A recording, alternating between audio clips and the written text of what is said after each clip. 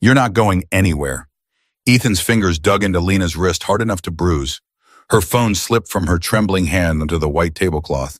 The text she'd just sent to Maya, except it wasn't Maya, glowed up at her. Help.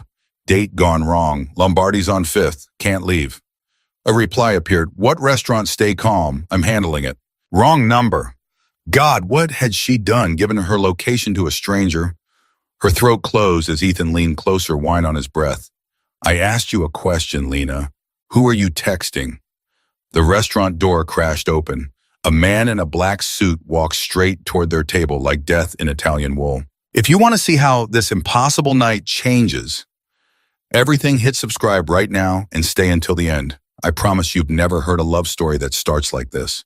Drop a comment with your city so I can see how far Lena's story travels across the world. I said put the phone down. Ethan's voice had that edge to it now, the one Lena had first heard 20 minutes ago when she'd suggested maybe they should call it a night. The edge that made her pulse spike and her mouth go dry. His hand was still wrapped around her wrist tight enough that she could feel her heartbeat pounding against his palm. Ethan, please. Please what? He smiled, but nothing about it reached his eyes. Please let you run away.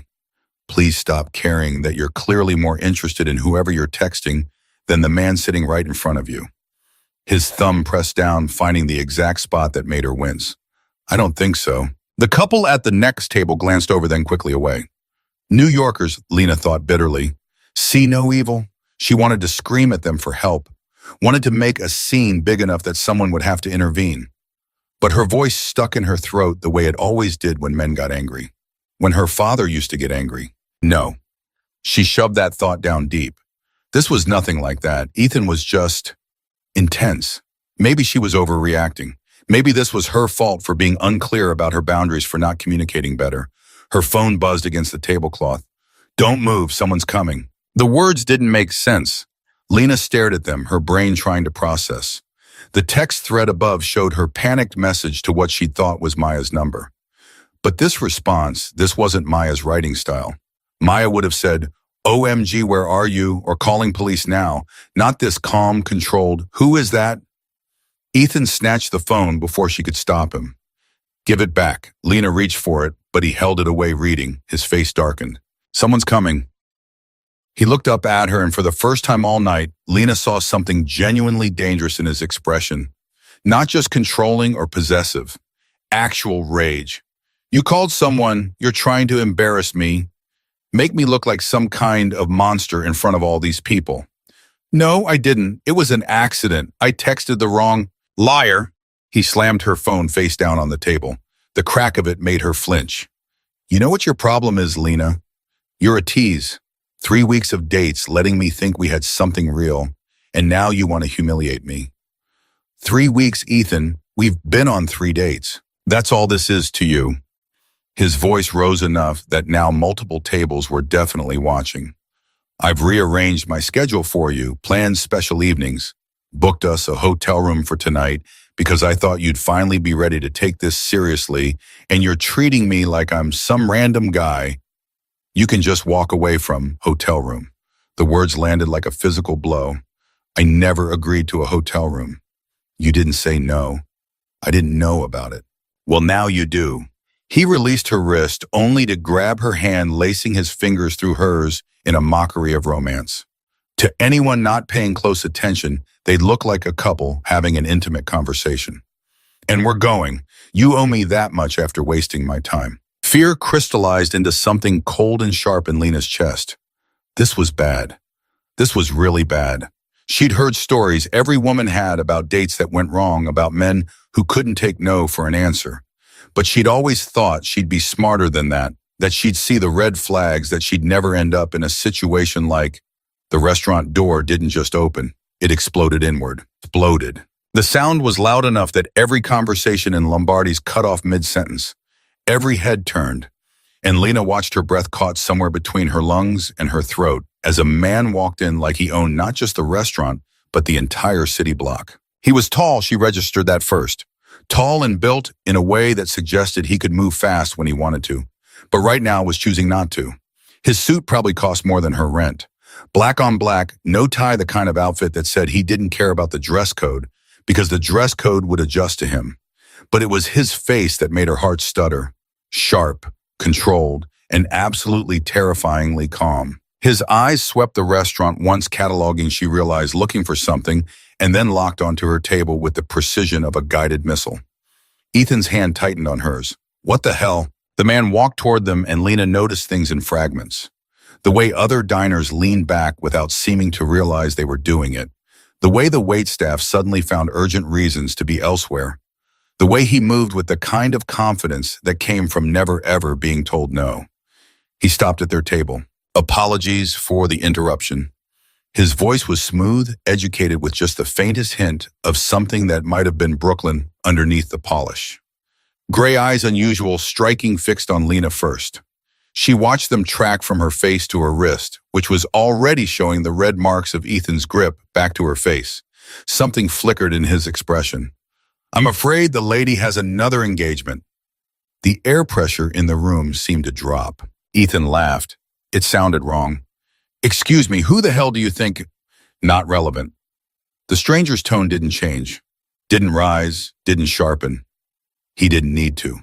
What's relevant is that you're going to let her go, now. We're on a date. Ethan's voice was climbing toward hysteria. You can't just walk into a restaurant and I can. 2 words. That was all it took. Lena watched Ethan's bravado crumble like wet paper. Whatever he saw in the stranger's face made him go very, very still. This is insane. Ethan tried to rally. Lena, tell him you don't know this guy. But Lena couldn't speak, couldn't move. Her entire world had narrowed to the man standing beside their table, to the way he was looking at her like she was the only person in the room who mattered. Lena. The stranger said her name like he'd known it his whole life. Would you like to leave? It wasn't a command. It wasn't even a suggestion. It was a genuine question, and somehow that made all the difference. He was giving her the choice. Her choice. Yes. The word came out as barely a whisper. He extended his hand to her. Palm up. An invitation, not a demand. Every survival instinct she had screamed at her not to take it. He was a stranger. He could be worse than Ethan. This could be trading one trap for another, but his hand was steady and his eyes were patient, and Ethan's fingers were bruising her skin, and she was so tired of being afraid. Lena took his hand. His grip was warm, firm without being controlling. And the moment her fingers touched his palm, he moved smoothly, efficiently, guiding her to her feet and positioning himself between her and Ethan in one fluid motion. Wait, Ethan shot up his chair, screeching across the floor. You can't just, she's with me. The stranger turned his head just slightly, didn't even fully look at Ethan. Not anymore. I'll call the cops. Ethan Cole. The stranger's voice dropped to something barely above a whisper, but every word landed with the weight of a judge's gavel. 29 years old, junior analyst at Sterling Financial Group. Lives at 447 West 23rd Street, apartment 6C. Your sister Madison just started her freshman year at Columbia. Your mother Helen still lives in the house in Westchester where you grew up. Your father remarried, what was her name, Diane, no Dana. Ethan's face went from red to white so fast Lena thought he might pass out. That took one phone call. The stranger still wasn't looking at him. 5 minutes. Would you like me to keep going? Because I can. I can find out everything, Ethan. Every corner you cut at work, every lie you told, every woman you have done this to before. A pause. And I can make sure the right people know about all of it. You're threatening me, but Ethan's voice shook. I'm giving you a choice. Walk away right now, never contact Lena again, and I forget you exist. Or push this, and I promise you'll regret it. The stranger's tone never changed. Still calm, still polite. Somehow that made it more terrifying. Choose quickly. Lena watched Ethan deflate, watched him look around for support that wasn't coming, watched him realize he was beaten. This is crazy, Ethan muttered, but he was already stepping back. You're both crazy. Excellent decision. The stranger waited until Ethan had grabbed his coat and practically run for the door before turning back to Lena. Are you hurt? The question was so gentle, so at odds with the man who just dismantled Ethan with words alone, that Lena felt tears prick her eyes. I'm okay. She wasn't. Her wrist throbbed. Her heart was racing. But compared to 5 minutes ago, she was fine. Let's get you some air. His hand was on her lower back, light barely there, just enough to guide as they walked through the restaurant. Lena was dimly aware of the stares, the whispers. Tomorrow this would be all over social media. Woman rescued from bad date by mysterious stranger. But right now she couldn't bring herself to care. The night air hit her face cool and sharp, and suddenly everything caught up with her. Oh God! She stumbled to the wall, pressing her back against the brick. Oh God, what just happened? You're safe. The stranger kept his distance, giving her space. That's what happened. I don't even know who you are. The words came out too loud, bordering on hysterical. You could be worse than him. For all I know, I texted a wrong number, and now some stranger is threatening people. And Adrian Vale. He said it like it should mean something. It didn't. Lena just stared at him. Something shifted in his expression. Surprise, maybe? You really don't know. Should I? Most people in this city do. He pulled out his phone, tapped something, and offered it to her. Call your friend, the one you meant to text. Give her my name. Let her look me up while we talk. Lena took the phone with shaking hands, dialed Maya's number. It went straight to voicemail. Right, the engagement party in Connecticut. She tried again. Same result. She's not answering. Then call someone else. Your parents, your roommate, anyone. Adrian, she supposed she should think of him by name, now leaned against the opposite wall. I'm not leaving until you feel safe. Take your time. Something about that statement steadied her. He wasn't pushing, wasn't rushing her, just waiting. Lena looked at him. Really looked. He was handsome, devastatingly so now that she could see him in the streetlight. Mid-30s maybe. Dark hair with just a touch of silver at the temples. Strong features that would have been intimidating except for the way he was deliberately making himself smaller, non-threatening. And his hands, she noticed, were relaxed at his sides. No tension, no aggressive posture. How did you get here so fast? She found herself asking. I texted you maybe 5 minutes before you walked in. I was nearby, and I have resources. That's not an answer. It's the only one I have right now. A pause. I saw your text. It was clear you needed help. I helped. It's not more complicated than that. But it was. It absolutely was. People don't just drop everything for wrong numbers. I'm not most people. Yeah, Lena breathed. I'm starting to get that. Her phone buzzed. Maya. Lena. Oh my God, the service here is horrible. I just got your messages. What happened? Are you safe? The whole story came tumbling out. The wrong number, Ethan's behavior, Adrian walking in like some kind of avenging angel. Maya listened without interrupting, which was how Lena knew she was genuinely worried. Wait, back up. Adrian Vale? Is in the Adrian Vale. I don't know what that means. Well, hold on, I'm Googling. A pause. Oh, shit. Lena, he runs half the import-export business in the city.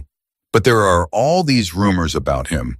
They call him the gentleman because he never raises his voice, never makes obvious threats, but somehow everyone does exactly what he wants. There was this story about a developer who tried to muscle into his territory, and the guy's entire company just collapsed. Like overnight. Permits revoked, investors vanished, everything. Nothing technically illegal, but Maya's voice dropped. Why is Adrian Vale rescuing you from a bad Tinder date? I have no idea. Lena looked across the sidewalk at him. He'd pulled out his own phone and was reading something, apparently content to let her take all the time she needed. What should I do? Is he threatening you? Do you feel unsafe? Did she? Lena took inventory. Her heart was still pounding, but that was adrenaline. Adrian himself hadn't done anything remotely threatening toward her. He'd kept his distance, given her choices, protected her. No, she admitted. He's been kind. Then thank him and get in a cab. Call me when you get home. I'll leave this party early if you need me. No stay. I'm fine, I think. After hanging up, Lena met Adrian's eyes. My friend says you're famous. Infamous is probably more accurate. He pocketed his phone. Did she tell you to run? She told me to go home. Smart friend. He nodded toward a sleek black car that had materialized at the curb. My driver Victor can take you. He's been with me 15 years. Completely trustworthy. I can follow in another car if that makes you more comfortable. Why are you doing this? The question burst out of her. You don't know me. I'm nobody to you. Adrian was quiet for a long moment, and something in his expression made her breath catch. You needed help, he said finally. I was able to provide it, that's all. But it wasn't all. Lena could feel it, this current running between them, this strange connection that shouldn't exist between strangers. The car, Adrian said gently. It's late. You've had a shock. Let me make sure you get home safely. The rear door opened. An older man with kind eyes and salt and pepper hair smiled at her. Miss, I'm Victor. I have 3 daughters of my own. Would be honored to see you home safe. Something about him reminded her of her grandfather. Lena found herself nodding. Thank you, she said to Adrian, for everything. I don't know how to, don't. He stopped her. Just be more careful next time. The car was warm, comfortable. Victor didn't try to make conversation beyond confirming her address, which she appreciated. Through the tinted window, she watched Adrian on the sidewalk phone, already to his ear, making God knew what arrangements. Her phone buzzed. Unknown number. Make sure you lock all your locks tonight. Sleep well. How did he have her number? She hadn't given it to him. But then he'd gotten Ethan's entire life story in 5 minutes. Her number was probably child's play. She should be angry, violated even. Instead, she typed back, how did you know all that about Ethan? His address, his sister? Everything. I made some calls, needed to know who I was dealing with. In 5 minutes, I have good people. Lena stared at the phone. Who are you, really? 3 dots appeared, disappeared, appeared again. Someone who's glad he answered his phone tonight. Her heart did something strange in her chest.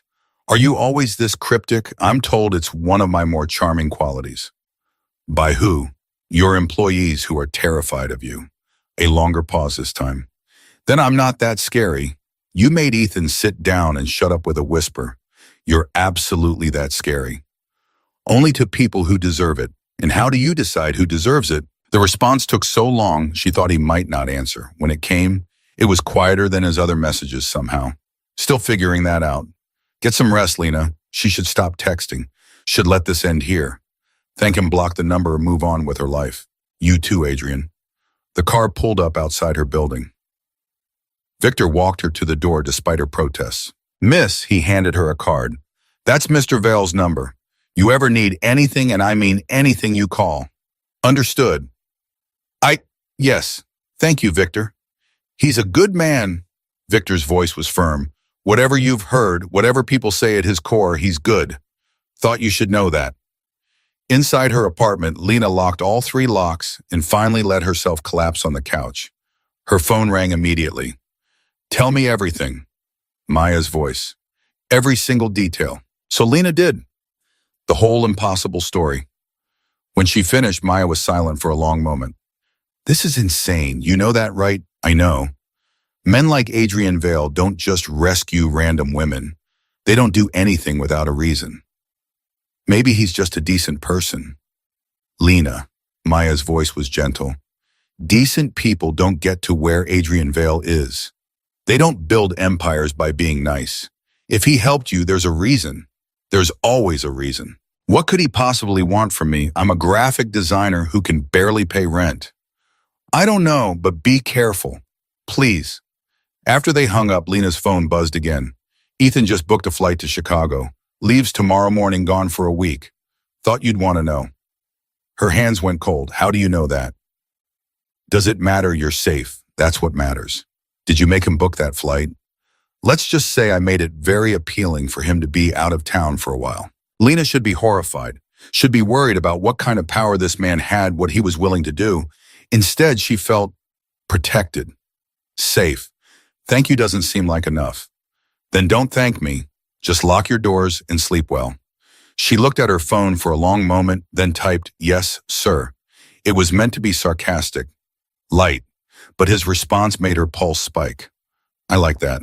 Good night, Lena. She stared at those words for far too long before finally getting ready for bed. But sleep was impossible. She kept replaying the night, the moment Adrian had walked into that restaurant, the way he'd looked at her, the quiet authority in his voice when he'd told Ethan to walk away, the way her hand had felt in his. Her phone buzzed one more time. For what it's worth, I'm glad you sent that text to the wrong number. Sleep well. Lena pressed the phone to her chest, her heart racing, and finally admitted what she'd been trying not to think about all night. She wanted to see him again, and somehow she knew she would. Across the city, Adrian Vale stood at his penthouse windows, looking out over Manhattan like a king surveying his kingdom. His phone sat on his desk, Lena's last message still glowing. Yes, sir.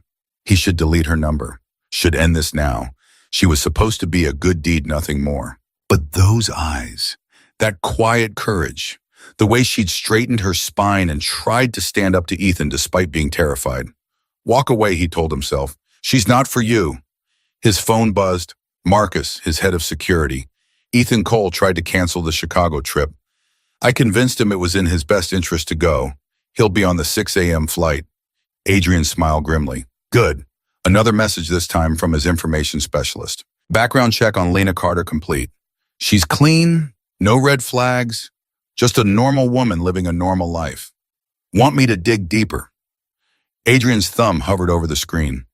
He should say yes, should know everything about her if he was going to keep providing protection. That's what he'd tell himself anyway. Instead, he typed no. That's enough. Because the truth was, he didn't want to know everything about Lena Carter from a file. He wanted to discover it himself. Wanted to hear her voice when she talked about her life.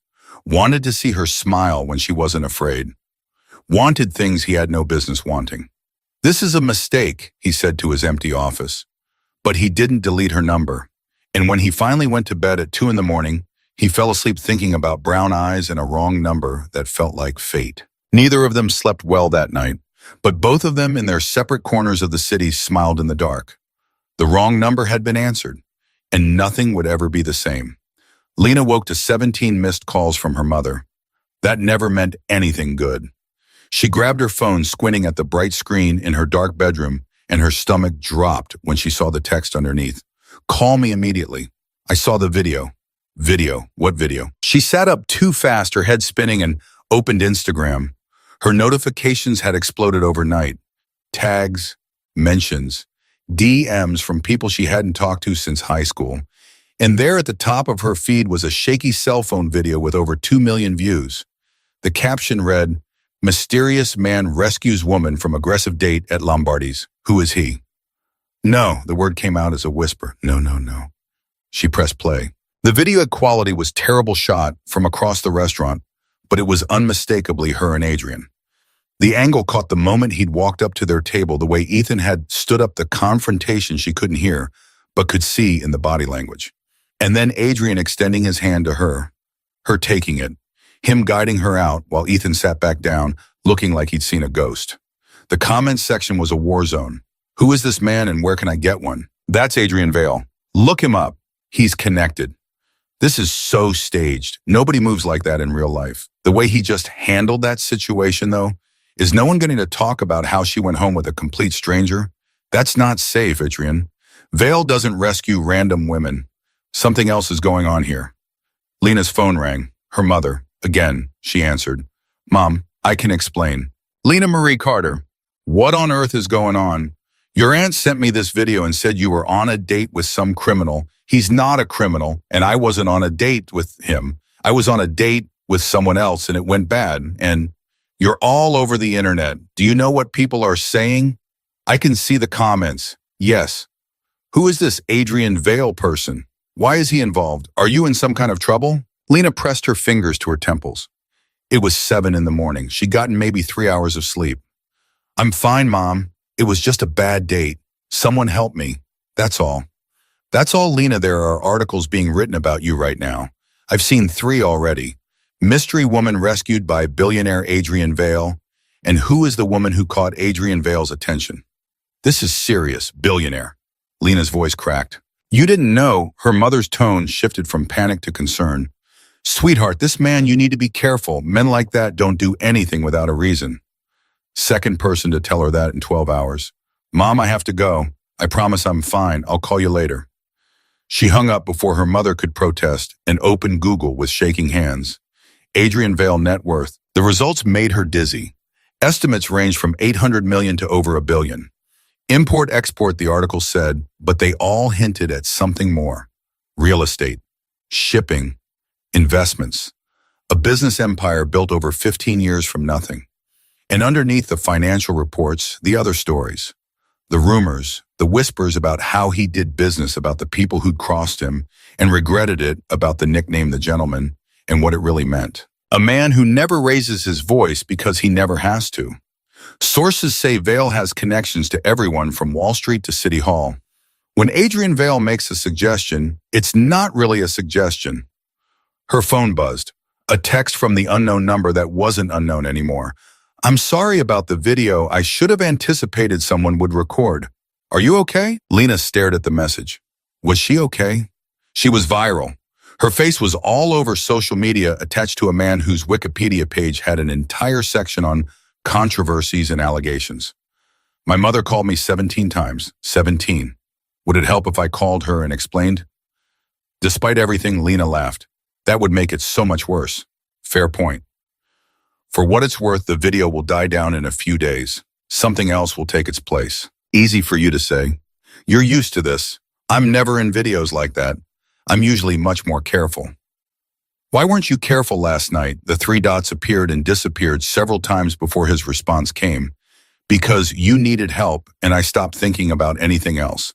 Lena's heart did that thing again. That skip and flutter that had no business happening over a text message from a man she'd met exactly once. Her phone rang. "Maya, please tell me you've seen the video." "Everyone's seen the video." Lena flopped back on her bed. "I'm a meme now. There are already screenshots of my face with captions like, 'When your DoorDash arrives early.' This is insane. You're trending on Twitter. Do you know what people are saying? I'm afraid to look. Some of it's actually sweet. A lot of people think it's romantic. Star-crossed lovers, wrong number, fade all that." Maya paused. "But Lena, the other stuff, people are digging into your life. Someone found your LinkedIn. Your Instagram is getting flooded. And there are these weird comments about Adrian, like warnings. She doesn't know what she's getting into, and poor girl has no idea who he really is." "I'm getting those too. So what are you going to do?" Lena looked at Adrian's last text still on her screen. "Because you needed help, and I stopped thinking about anything else." "I don't know," she admitted. "Part of me wants to block his number and pretend last night never happened. But I can't stop thinking about him." The words came out in a rush. "Which is crazy, right? I don't know him. He could be dangerous. Everything I'm reading says I should run in the opposite direction. And the other part of you," Lena closed her eyes, "wants to see him again." Maya was quiet for a moment. "Then see him, but be smart about it. Public place, tell me where you are. Keep your guard up." "He hasn't even asked to see me again." "Lena, the man sent you 3 texts this morning already. He's going to ask." As if summoned by the prediction, Lena's phone buzzed. "I need to see you. Not because of the video, because I can't stop thinking about last night, and I need to know if it was real or if I imagined the whole thing. Coffee, your choice of place and time." "He just asked," Lena whispered. And I'm going to say yes." "Okay, but I'm tracking your location the entire time." After Maya hung up, Lena stared at Adrian's message for a full minute before typing tomorrow. 10 a.m. Blue Bottle in Williamsburg, and I'm buying my own coffee. I wouldn't expect anything less. She should have felt nervous, should have been second-guessing this decision. Instead, she felt something closer to anticipation. Her phone buzzed again, this time a different number. "Hi, Lena, this is Victor. Mr. Vale asked me to let you know that Ethan Cole is on his flight to Chicago. He won't be bothering you. Also, Mr. Vale wanted you to have my number directly in case you ever need anything. Even if it's just a ride somewhere. I hope you're doing well." V, the thoughtfulness of it, having his driver reach out, making sure she knew she had another point of contact, did something to her chest. She spent the rest of the morning fielding calls. Her mother again, her sister who thought the whole thing was hilarious, 2 friends from work who'd seen the video and wanted details. Even her landlord who called to make sure she wasn't in any trouble that might affect her lease. By noon, Lena was exhausted and hadn't even left her apartment. She was halfway through making lunch when someone knocked on her door. Lena froze. Nobody knocked on her door. Her building had a buzzer system. Deliveries got left downstairs. The only way someone could be at her actual apartment door was if another tenant had let them in, or Lena Carter. A woman's voice, professional and clipped. I'm Detective Sarah Morrison with the NYPD. I need to speak with you about an incident last night. Ice flooded Lena's veins. She looked through the peephole. A woman in her 40s badge held up another officer behind her. This couldn't be good. She opened the door but kept the chain on. What's this about? May we come in? It's regarding Ethan Cole and Adrian Vale. The combination of those two names made her stomach turn. Am I in trouble? No, ma'am, but we do have some questions. It would be better if we spoke inside. Lena's hands shook as she undid the chain. The detective and her partner stepped in immediately, making her small apartment feel even smaller. Ms. Carter, can you tell me about your interaction with Adrian Vale last night? He helped me, that's all. My date was getting aggressive, and Adrian, Mr. Vale, intervened. How did he know you needed help? Lena explained about the wrong number text. The detective's expression didn't change, but she wrote everything down in a small notebook. And you'd never met Mr. Vale before last night? Never. Has he contacted you since? Lena hesitated. He texted to make sure I was okay. Why, what's going on? The detective exchanged a glance with her partner. Ethan Cole filed a harassment complaint this morning. Claims Mr. Vale threatened him, obtained his personal information illegally, and coerced him into leaving the city. What? Lena's voice came out too loud. Ethan was the one harassing me. He grabbed my wrist, wouldn't let me leave, told me we were going to a hotel room. I never agreed to. Do you have any evidence of this? Photos of bruising witnesses? Lena looked down at her wrist. The marks from last night were already fading. I don't know if anyone saw. The restaurant was crowded, but people were trying not to notice. What about the video? You can't hear anything in that video, and it doesn't show what happened before Adrian arrived. The detective nodded. Ms. Carter, I'm going to be frank with you. Ethan Cole is a nobody. Adrian Vale is a very powerful man with a complicated reputation. When Cole filed this complaint, my captain told me to investigate thoroughly. You understand what I'm saying? Lena understood. They were looking for something to use against Adrian. Are you asking me to lie? I'm asking you to tell me the truth. Did Adrian Vale threaten Ethan Cole? Lena thought about the moment in the restaurant. Adrian's calm voice. The way he'd recited Ethan's information. Would you like me to continue? Because I can. He told Ethan to leave me alone, she said carefully. He said if Ethan didn't, there would be consequences. What kind of consequences? He didn't specify, just that he could find out everything about Ethan and make sure the right people knew. The detective wrote that down. And you didn't find that threatening. I found it protective. Lena's voice was firm now. Ethan wouldn't let me leave. He was hurting me. Adrian made him stop. If that's a crime, then I don't understand the law. It's not a crime to help someone, but the methods matter. The detective closed her notebook. Thank you for your time, Ms. Carter.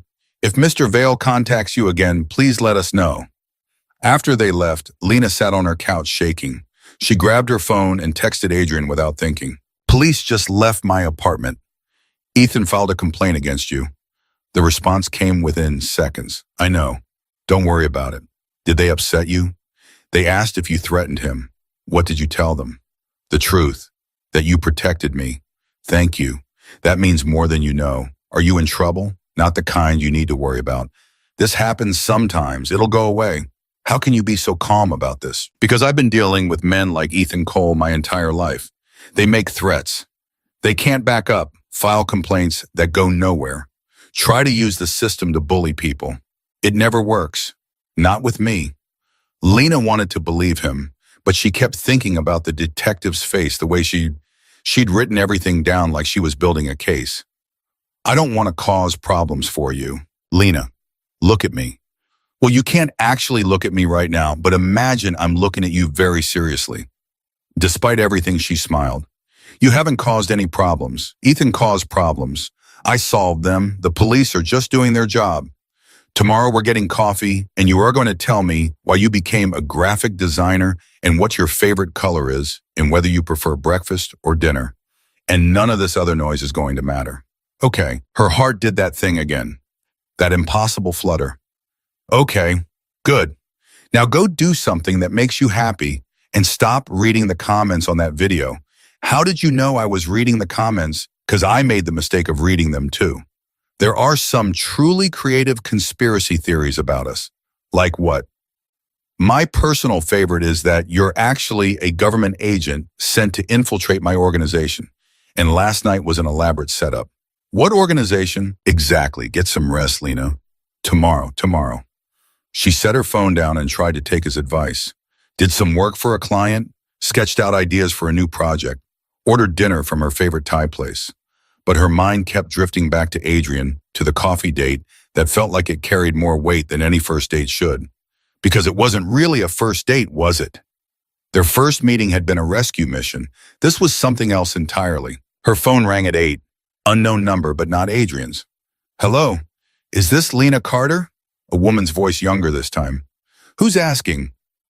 My name is Jessica Park. I'm a reporter with the New York Times. I'm doing a piece on Adrian Vale, and I understand you had an interaction with him last night. I'd love to hear your perspective. I'm not interested.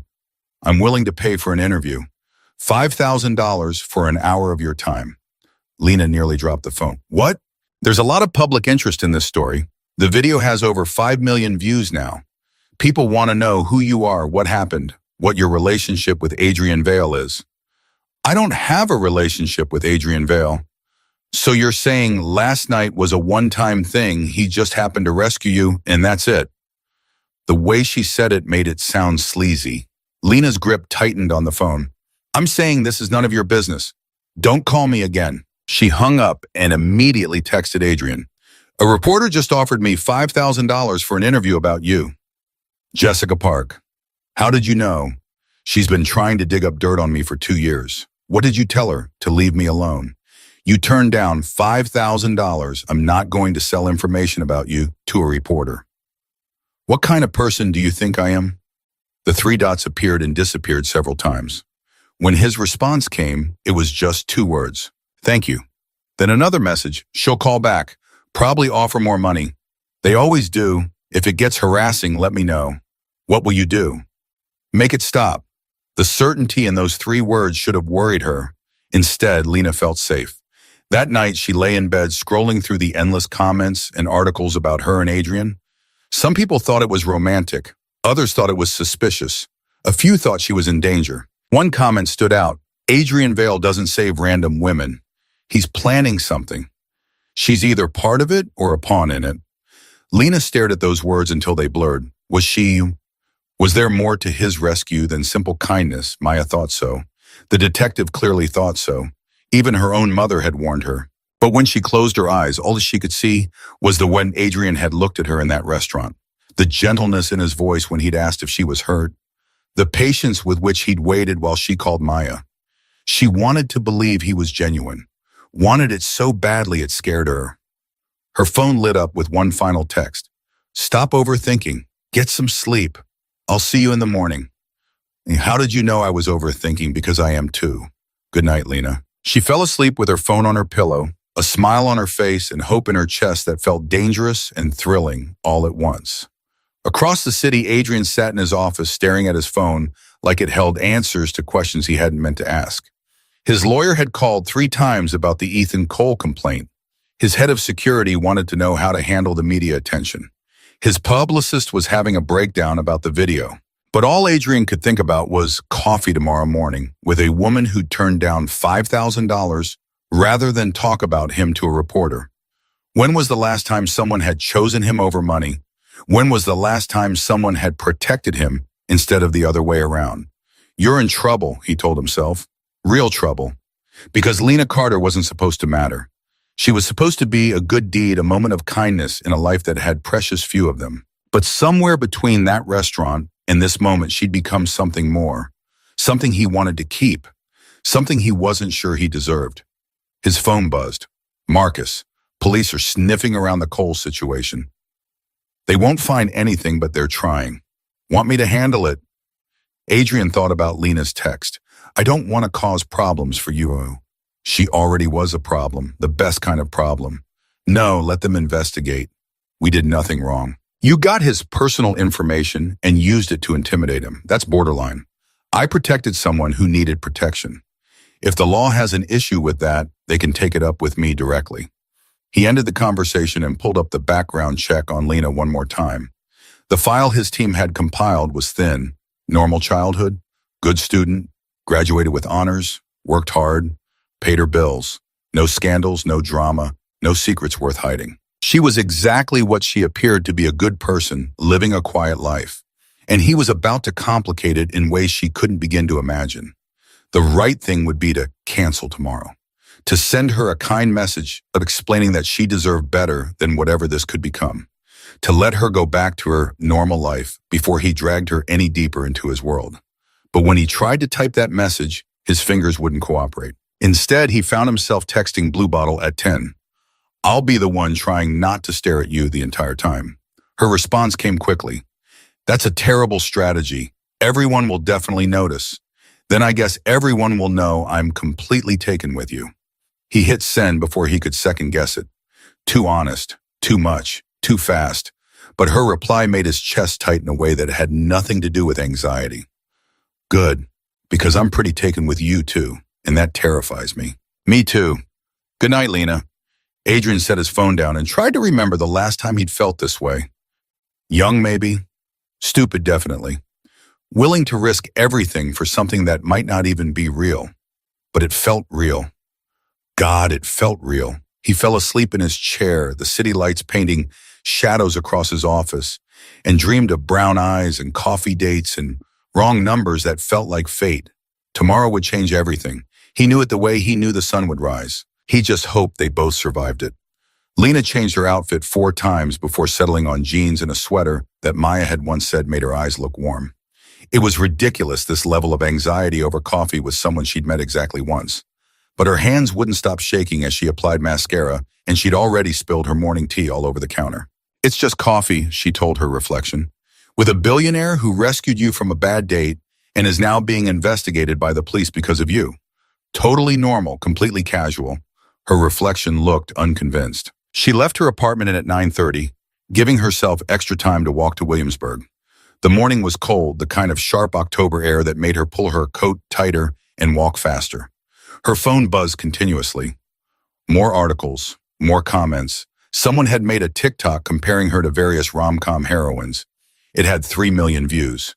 She silenced her phone and tried to focus on breathing. Blue Bottle was already crowded when she arrived at 9:50.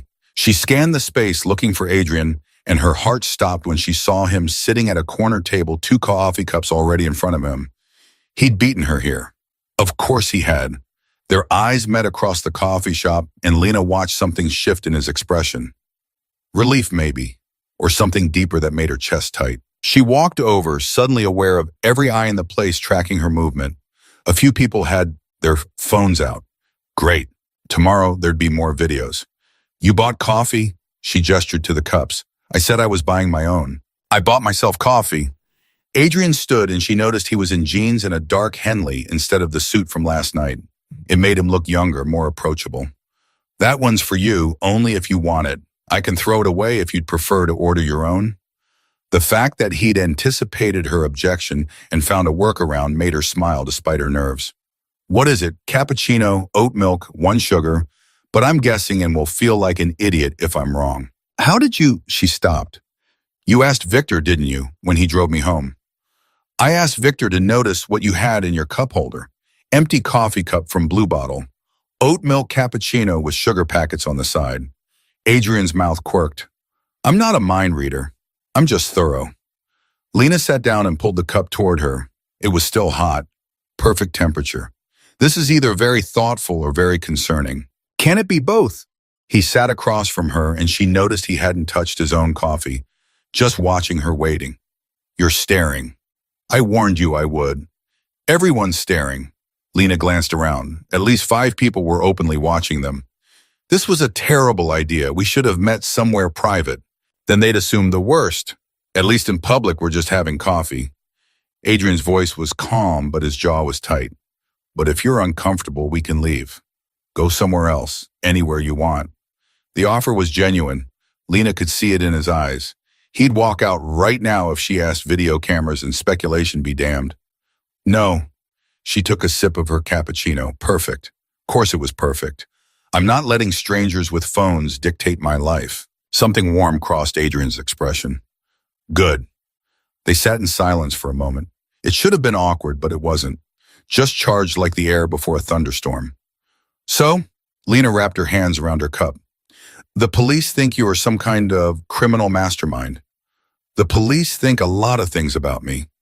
Most of them are exaggerated, but not all of them. Adrian's eyes met hers, steady and unflinching.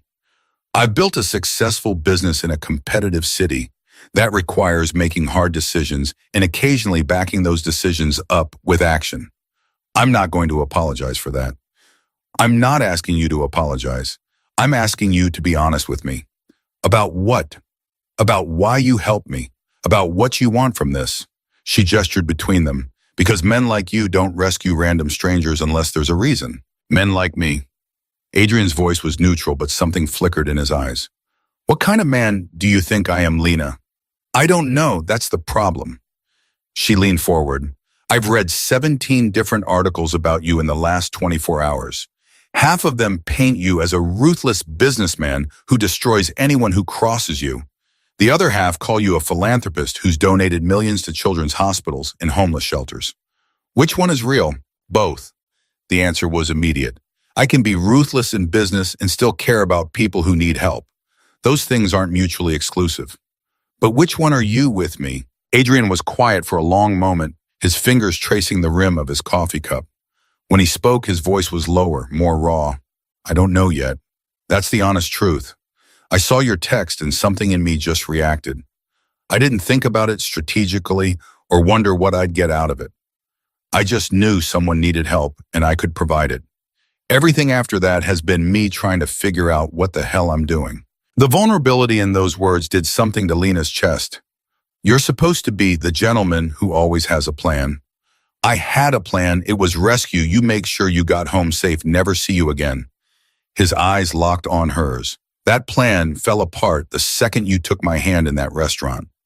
Lena's breath caught. Adrian, I know this is fast. I know it's insane. I know everything about this situation is complicated and messy and probably a terrible idea. He leaned forward, his voice intense. But I can't stop thinking about you. And if you tell me right now that you feel nothing, that this is all in my head, I'll finish this coffee, thank you for your time and never bother you again. But if there's even a chance that you feel this too, I do. The words burst out before Lena could stop them. I feel it too, and it terrifies me. Adrian's whole body seemed to relax like he'd been holding his breath. Okay, good, that's good. Is it? Lena heard of the tremor in her own voice. Because I don't know how to do this. I don't know how to date someone who has security details and police investigations and 5 million people watching our every move. I design logos for small businesses. I live in a rent-stabilized apartment. My biggest crisis last week was whether to get bangs. This, she gestured around them, this isn't my world. It doesn't have to be your world. It can just be coffee. Adrian reached across the table, his hand palm up between them. An invitation, not a demand. 1 cup at a time, no pressure, no expectations, just us figuring this out together. Lena looked at his hand. She should be smart, should walk away, should listen to Maya and her mother and every article warning her that Adrian Vale was dangerous territory. She took his hand. His fingers closed around hers, warm and solid, and something in Lena's chest settled. This was insane. This was reckless.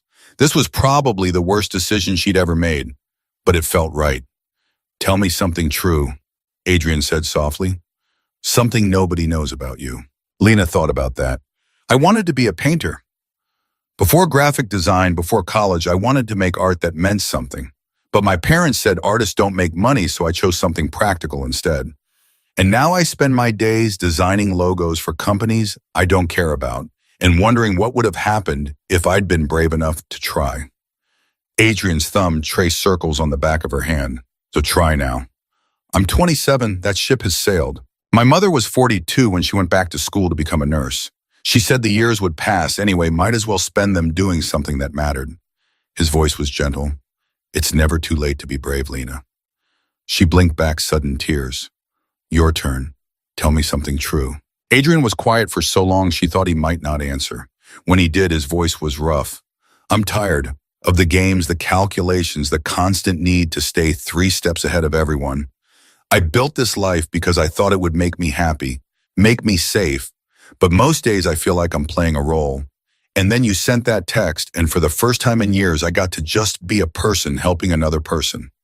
No agenda, no strategy, just doing the right thing because it was right. He met her eyes. I've been chasing that feeling ever since. That's a lot of pressure to put on a wrong number. I know. I'm sorry. Don't be sorry. Lena squeezed his hand. Just be honest with me about everything, even the ugly parts. Especially the ugly parts. Especially those. Adrian smiled, but it didn't quite reach his eyes. The Ethan Cole investigation is going to get worse before it gets better. They're going to dig into everything I did that night. Call it harassment, intimidation, illegal use of private information. My lawyers say it'll go nowhere, but the press won't care. They'll run with it. Will it hurt you, your business? I've survived worse. But it might hurt you. People will take sides. Some will say I'm protecting you. Others will say you're naive or complicit or a gold digger. It won't be pleasant. Lena pulled her hand back and watched his expression tighten, but she just reached for her phone and opened Instagram. Too late. I'm already a gold digger. See? She showed him a comment thread. This person says I planned the whole thing to trap you. This one says I'm obviously after your money. Oh, and this one thinks I'm a Russian spy. Russian spy is new. Right, I feel like that deserves points for creativity. She set her phone down. I'm not going to pretend the comments don't hurt. They do, but I'm also not going to let strangers who don't know me dictate my choices. If I want to have coffee with you, I'm having coffee with you. Even if it makes your life harder. My life was already hard, at least now it's interesting. Adrian laughed a real laugh that made the corners of his eyes crinkle. You're not what I expected. What did you expect? Someone more intimidated, more willing to walk away when things got complicated. I'm terrified, and I might still walk away. Lena met his eyes, but not because I'm intimidated by you or your world. If I leave, it'll be because I don't think this can work. Not because I didn't try my... Fair enough. Adrian picked up his coffee cup. To trying, then.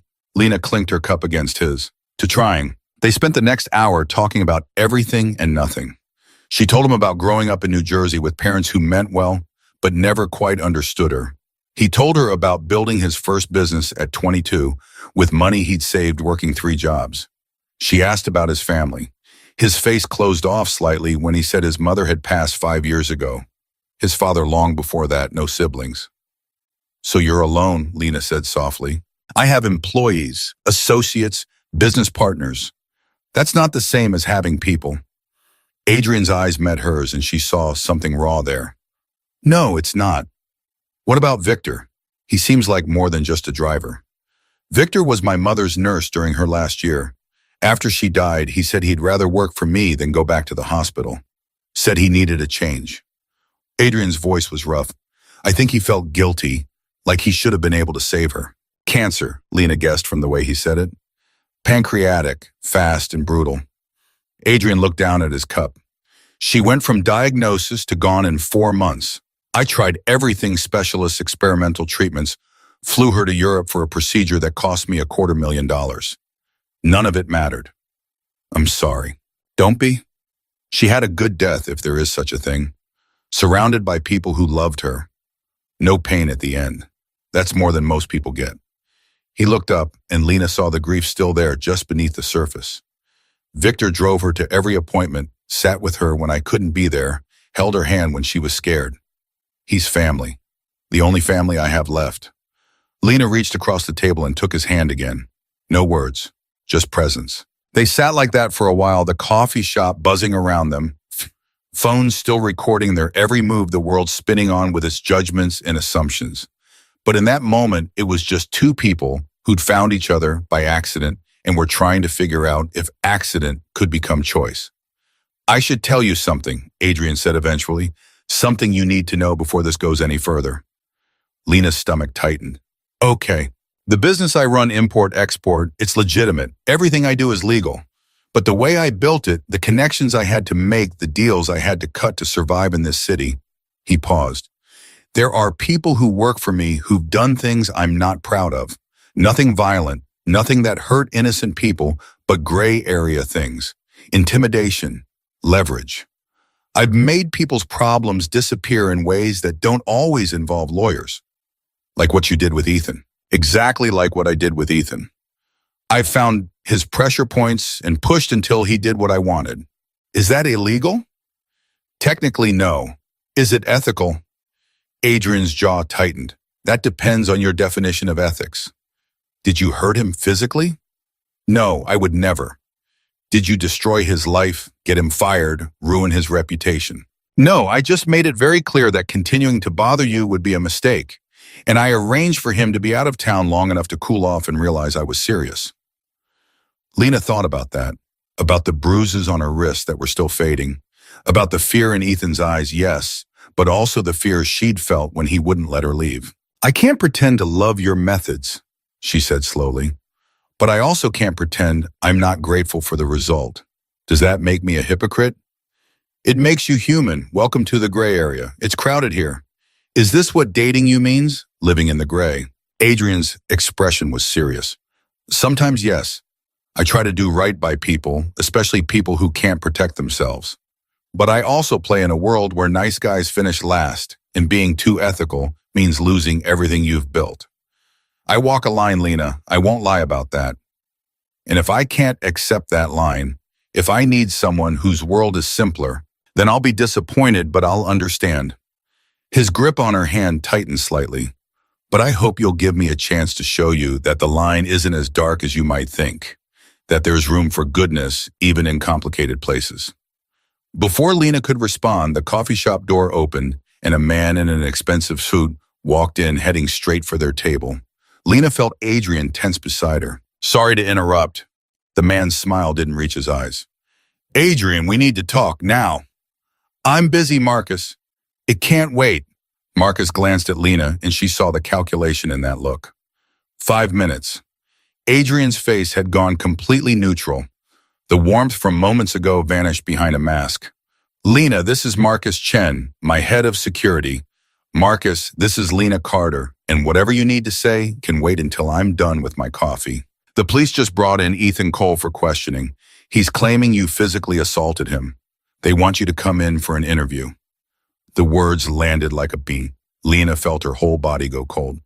That's ridiculous, she said before Adrian could respond. Adrian never touched him. I was there the entire time. Marcus's eyes swiveled to her, sharp and assessing. Were you the entire time, even outside the restaurant? Lena's mind raced back to that moment on the sidewalk. She'd been against the wall several feet away while Adrian spoke to Ethan. She hadn't heard what was said, hadn't seen if Adrian had touched him. There was a moment I couldn't see, but you can't swear under oath that no physical contact occurred. Marcus cut her off, not unkindly, which means we have a problem. Adrian stood, his whole demeanor shifting into something harder, more controlled. The man who'd been holding her hand and sharing stories about his mother was gone, replaced by the gentleman everyone warned her about. I'll handle it. Get the lawyers on the phone. Tell them I'll be at the precinct in an hour. His voice was clipped, efficient. Then he looked down at Lena and something in his eyes softened. I'm sorry, this isn't how I wanted our coffee to end. Did you touch him? Touch him? Lena asked quietly. Outside the restaurant, Adrian held her gaze. I put my hand on his shoulder, firmly, to make sure he understood I was serious, that's all. That's assault, Marcus said flatly. Unwanted physical contact. If he's got a witness who'll back him up, he won't. Adrian's voice was certain. Because it didn't happen the way he's claiming. But I need to go deal with this before it gets worse. Lena stood too, her mind spinning. What can I do? Nothing, stay away from this. The last thing I need is you getting dragged into... I'm already dragged into it. The detective who came to my apartment yesterday will probably come back. What should I tell her? Adrian's jaw worked. Tell her the truth, exactly what you saw, nothing more, nothing less. Don't speculate. Don't try to help me. Just tell the truth. But the truth is you protected me, that Ethan was hurting me and you stopped him. The truth is also that I obtained his personal information through methods that might not hold up under legal scrutiny and used it to intimidate him into leaving town. Adrian's voice was harder now. I knew what I was doing, Lena. I knew the risks. This is on me. No. She grabbed his arm before he could turn away. This is on Ethan. He's the one who wouldn't let me leave. He's the one who grabbed me, threatened me, scared me. You're being punished for helping someone who needed help, and that's not right. Marcus made a sound that might have been agreement, but Adrian's expression stayed neutral. The world isn't about right and wrong. It's about what you can prove. And right now, I can't prove Ethan was hurting you because you didn't report it, didn't document. It didn't do any of the things that would make this an easy self-defense case. The words stung, but Lena knew he was right. I should have taken pictures, called the police myself. You survived. That's what you should have done, and you did it. Adrian's voice gentled. This isn't your fault, any of it. I made my choices with full knowledge of the consequences. Then let me make my choices too. Let me tell the police what happened. Let me help. Lena, I'm not a child, Adrian. I'm not some delicate thing you need to protect from reality. If you're going to be interrogated because you helped me, the least I can do is tell them why you felt helping was necessary. Marcus cleared his throat.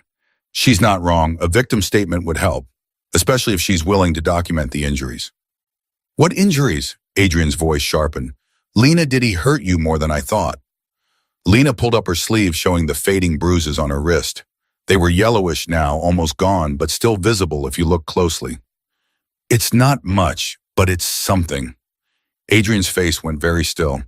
May I? She held out her arm and felt his fingers feather light, tracing the marks Ethan had left. When he looked up, his eyes were blazing with something that made her breath catch. I should have hit him, Adrian said softly. Should have done what he's accusing me of. But you didn't. That's what matters. We need to go. Marcus's voice cut through the tension. Now, before they decide to come looking for you. Adrian nodded and pulled out his wallet, dropping 2 20s on the table for coffee that had cost maybe $12 total. Then he looked at Lena. I'll call you when this is over. Stay safe. Don't talk to any reporters. And Lena, he touched her face, just the barest brush of his fingers against her cheek. Thank you for trying. Then he was gone. Marcus at his side, leaving Lena standing in a coffee shop full of strangers with their phones out, her cheeks still warm from his touch, her heart racing with fear and anger, and something that felt dangerously close to love. She sat back down, her legs suddenly unsteady, and pulled out her phone. Maya answered on the first ring. Tell me you saw the news. What news? Ethan Cole is claiming Adrian assaulted him. It's already trending on Twitter. People are taking sides. It's getting ugly, Lena. I know. I was there when they told him. He's going to the police station now. Are you okay? No, Maya. Lena's voice broke. Maya, what if this ruins him? What if trying to help me destroys everything he's built? Then that's his choice.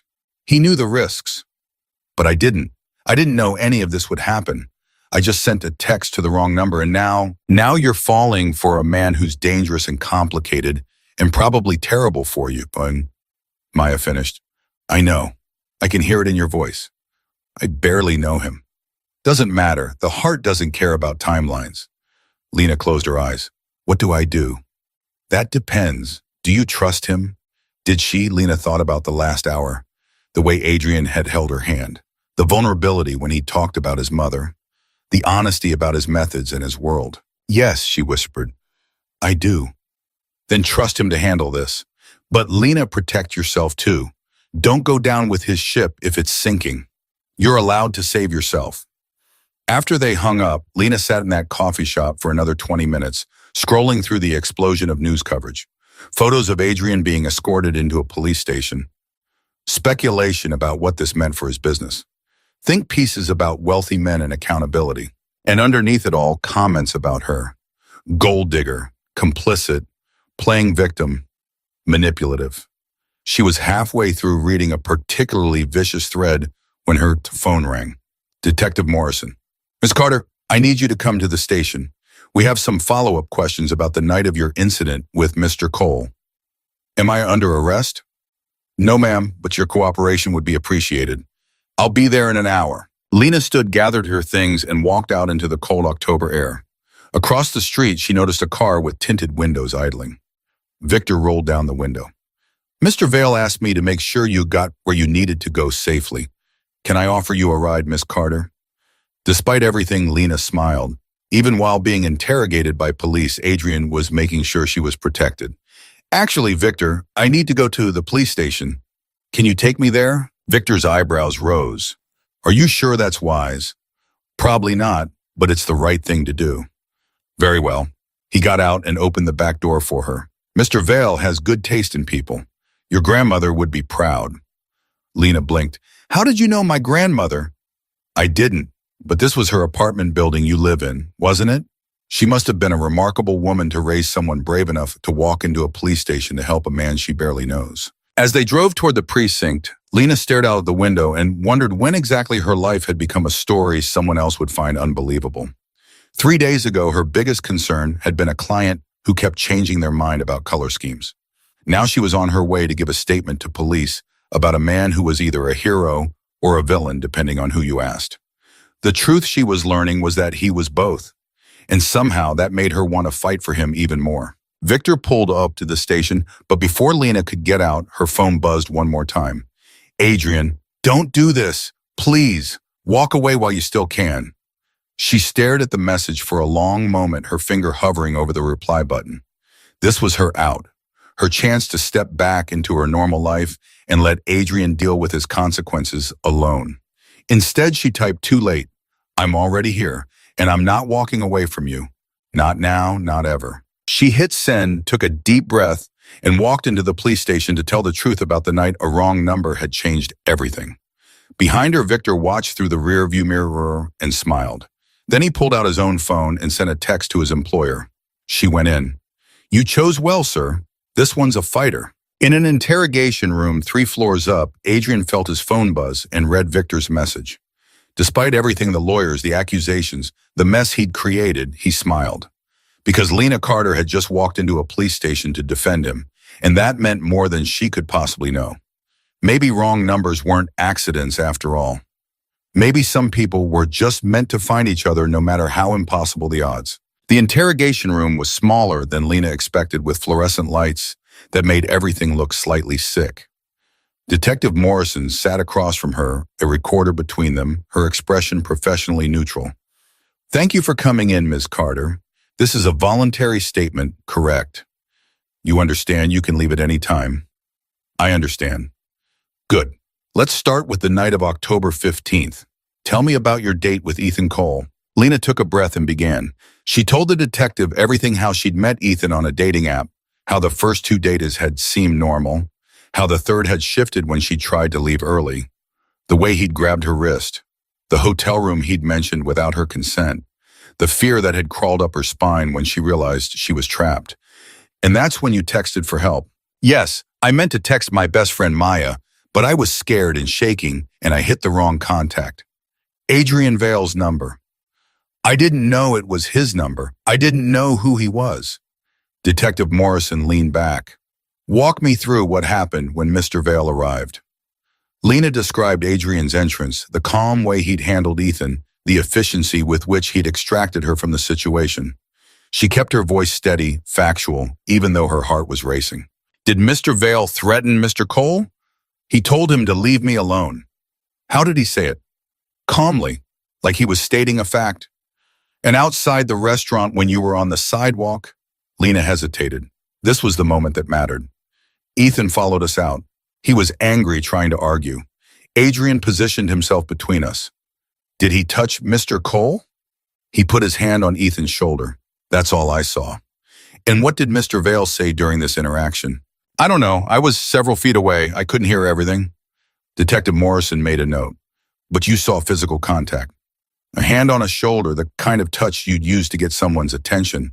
Not violent, not aggressive. Mr. Cole claims Mr. Vale grabbed him hard enough to leave bruises, shoved him against a wall, made threats against his family. Lena's blood went cold. That's not what happened. You just said you couldn't see or hear everything. I could see enough to know Adrian didn't shove anyone against anything. And I know Ethan is lying because that's what men like him do when they don't get their way. They lie and play victim and try to make the person who stopped them look like the bad guy. Men like him, the detective's eyebrow rose. Men who grab women and won't let them leave. Men who book hotel rooms without asking and then get angry when you're not grateful. Men who think they're entitled to whatever they want just because they bought dinner. Lena's voice was rising and she didn't care. Ethan hurt me. Adrian stopped him. That's what happened. Show me your wrist again. Lena rolled up her sleeve. The bruises were faint now, barely visible, but the detective took photos with her phone from multiple angles. These are almost healed.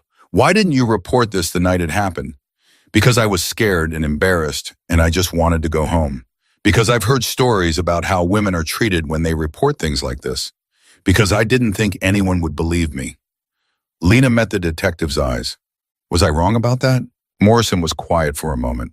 Off the record, no, you weren't wrong. On the record, I have to investigate all complaints that come through this department, regardless of how I personally feel about them. So what happens now? Now I talk to more witnesses, review the restaurant's security footage, and try to figure out if there's enough evidence to charge Adrian Vale with assault. She paused. But between you and me, Ethan Cole's story has more holes than Swiss cheese. The restaurant staff all say they saw a man helping a woman leave a bad situation. The security footage shows no physical altercation outside. And Cole's only witness is a friend who admits he was half a block away and didn't actually see what happened. Relief flooded through Lena. So Adrian's okay. I didn't say that. He's still being questioned about how he obtained Cole's personal information and whether his methods constitute harassment. That's a different issue entirely. He was protecting me. I know. But the law doesn't always care about intentions. It cares about methods. Morrison turned off the recorder. Completely off the record now. You seem like a smart woman. Be careful with Adrian Vale. He's not a bad man, but he's a complicated one. His world has rules that don't always align with the law. I know. Do you? Because from where I'm sitting, you look like someone falling for a man who could drag you into places you're not prepared to go. Lena thought about that, about the coffee shop conversation, about Adrian's honesty, about the way he'd touched her face before leaving. Maybe, but that's my choice to make. Morrison smiled slightly. Fair enough. You're free to go, Ms. Carter. Thank you for your cooperation. Lena stood on shaky legs and walked out of the interrogation room. In the hallway, she nearly collided with Ethan Cole. He looked different than she remembered. Smaller somehow, his bravado stripped away by fluorescent lighting and police presence.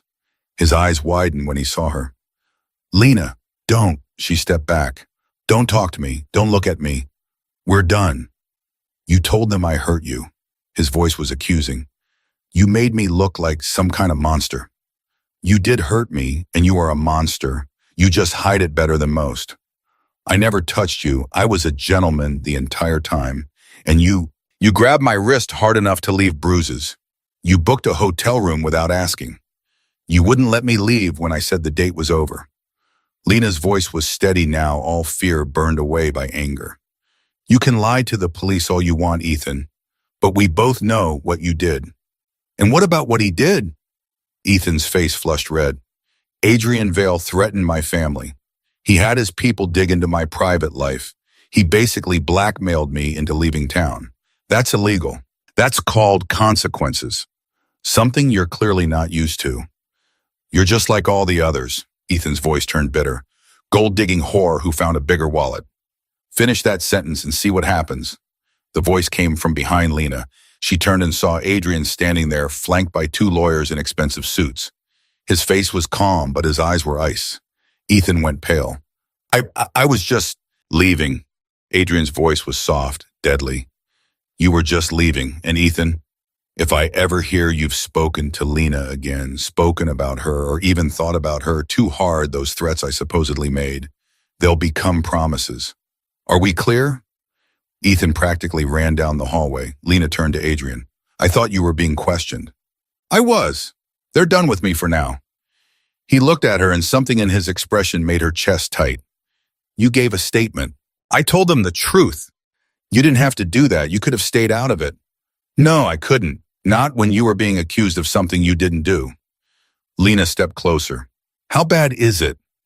One of the lawyers, a woman in her 50s with sharp eyes, spoke up. The assault charges won't stick. Not enough evidence, but there's still the question of how Mr. Vale obtained Mr. Cole's information and whether that constitutes illegal surveillance or harassment. Which means, Lena looked between them. Which means this isn't over, Adrian said quietly. The district attorney's office is reviewing everything. They could decide to pursue charges, or they could drop it. We won't know for a few days. But you could be arrested. It's possible. The casual way he said it made Lena's stomach turn.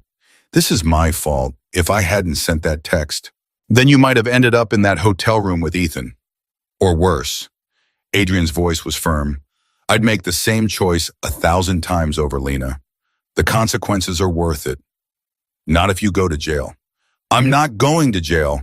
Worst case, I pay a fine, get a slap on the wrist, and life goes on. He glanced at his lawyers. Give us a moment. They nodded and moved down the hallway. Adrian took Lena's hands in his. Listen to me. Whatever happens with this legal mess, it's not your responsibility. I'm a grown man who made choices with full awareness of the risks. You don't get to take that on. But I feel responsible. I know, but you're not. He squeezed her hands. What you are is incredibly brave for coming here and telling the truth when you could have stayed home and stayed safe. That means everything to me. Adrian, I need to ask you something and I need you to think carefully before you answer. His gray eyes searched hers. This is just the beginning. If you stay with me, there will be more situations like this, more complications, more people trying to use you to get to me, more scrutiny and judgment and cameras following your every move. It's not going to get easier. I know. Do you? 'Cause right now you're running on adrenaline and emotion, but tomorrow when you're home alone and the reality sets in, you might feel differently. And I need you to know that if you decide this is too much, I'll understand. I won't fight it. I'll let you go and make sure no one bothers you again. Lena looked at him, really looked and saw the fear underneath his calm exterior. He was giving her an out because he expected her to take it, expected her to realize he wasn't worth the trouble. What if I don't want to go? Something flickered in his expression. Hope, maybe. Then you need to understand what you're signing up for. So explain it to me, right now, all of it. Adrian took a breath. My business is legitimate, but it operates in spaces where legitimate and illegitimate blur. I have clients who are absolutely clean and clients who are questionable. I know things about people, powerful people that I probably shouldn't know, and I use that information when I need to protect what's mine. Like you used it with Ethan. Exactly like that. I have a team of people whose job is to gather intelligence. Some of what they do is legal research. Some of it is social engineering. Some of it falls into gray areas that make lawyers nervous. He held her gaze. I've never hurt anyone who didn't deserve it. I've never crossed certain lines, but I've walked right up to those lines more times than I can count. Why are you telling me this? Because if you're going to be with me, you need to know who I really am. Not the version I showed you over coffee, the whole truth. Lena thought about that, about the man who'd rescued her from Ethan and the man who'd just threatened him in a police station hallway, about the vulnerability when he'd talked about his mother and the steel when he'd handled Marcus. I don't need you to be perfect, she said finally. I need you to be honest. And as long as you keep being honest with me, I can handle the rest. You say that now. Stop. She put her hand on his chest, feeling his heart racing under her palm. Stop trying to convince me to leave. If I'm going to walk away, it'll be my decision, not because you talked me into it. Okay. Adrian covered her hand with his. Okay. Good, now what? Now I take you home, feed you something because I doubt you've eaten all day, and we figure out the next step together. I can feed myself. I know you can, but I'd like to do it anyway, if you'll let me. Lena wanted to say no, wanted to prove she didn't need taking care of, but the truth was she was exhausted and hungry, and the idea of not being alone right now sounded better than pride. Okay, but nowhere fancy. I'm wearing jeans and my mascara is probably smudged, and I can't handle photographers right now. My place then. I'll cook. You cook. I have many hidden talents. The corner of his mouth lifted. You'd be surprised. They collected his lawyers and walked out of the police station into a wall of cameras. Reporters shouted questions, lights flashing, microphones shoved in their faces. Mr. Vale, are you being charged? Lena, how long have you been dating Adrian Vale? Is it true you planned the whole thing to extort him? Adrian, what do you say to allegations that you run a criminal enterprise? Adrian's hand found the small of Lena's back steady and grounding. No comment. Excuse us. He guided her through the crowd with the same calm efficiency he'd shown in Lombardi's, and Lena found herself grateful for his presence, for the way he blocked the worst of the jostling, the way he kept her moving forward without rushing her. Victor was waiting with the car door already open. They slid into the back seat, and the noise cut off as the door closed. You okay? Adrian asked. Lena's hands were shaking. That was intense. It'll get worse before it gets better. Last chance to change your mind. Stop offering me outs. I'm not taking them. He smiled, and this time it reached his eyes. Stubborn. You have no idea. The drive to Adrian's penthouse took 20 minutes through traffic. Lena spent the time reading the notifications exploding on her phone. The video of them leaving the police station was already viral. The comments were brutal. Don't read those, Adrian said softly. Too late. But she put her phone away. Do you ever get used to it? The constant judgment? No, but you learn to stop letting it define you. Other people's opinions aren't your responsibility. Easy to say when you're rich and powerful. Money and power don't make the words hurt less. They just give you better ways to ignore them. He looked out the window. I used to read everything, every article, every comment, every piece of speculation about my life. It nearly destroyed me. And then my mother got sick, and suddenly none of it mattered. She was dying, and strangers on the internet thought I was a criminal, and I realized I had a choice: care about what they thought or care about being present for her. I chose her. Best decision I ever made. I'm sorry you had to make that choice. Don't be. It taught me what actually matters. People I love. People who show up when things are hard. Everything else is noise. He met her eyes. You showed up today, Lena. That's not noise. The building was in Tribeca, all glass and steel and money. The elevator required a key card to access the penthouse level. When the doors opened directly into his apartment, Lena forgot to breathe. Floor-to-ceiling windows overlooked the city, modern furniture that looked expensive and untouched. Art on the walls that was probably worth more than her entire apartment building. It was beautiful and impersonal, and nothing like she'd expected. You hate it. Adrian was watching her reaction. I didn't say that. You didn't have to. Your face says it all. It's just very sterile, I know. I bought it furnished from the previous owner. Never changed anything. Didn't seem worth the effort when I'm barely here. Where are you usually? The office or traveling for work? This is just where I sleep. He moved toward the kitchen.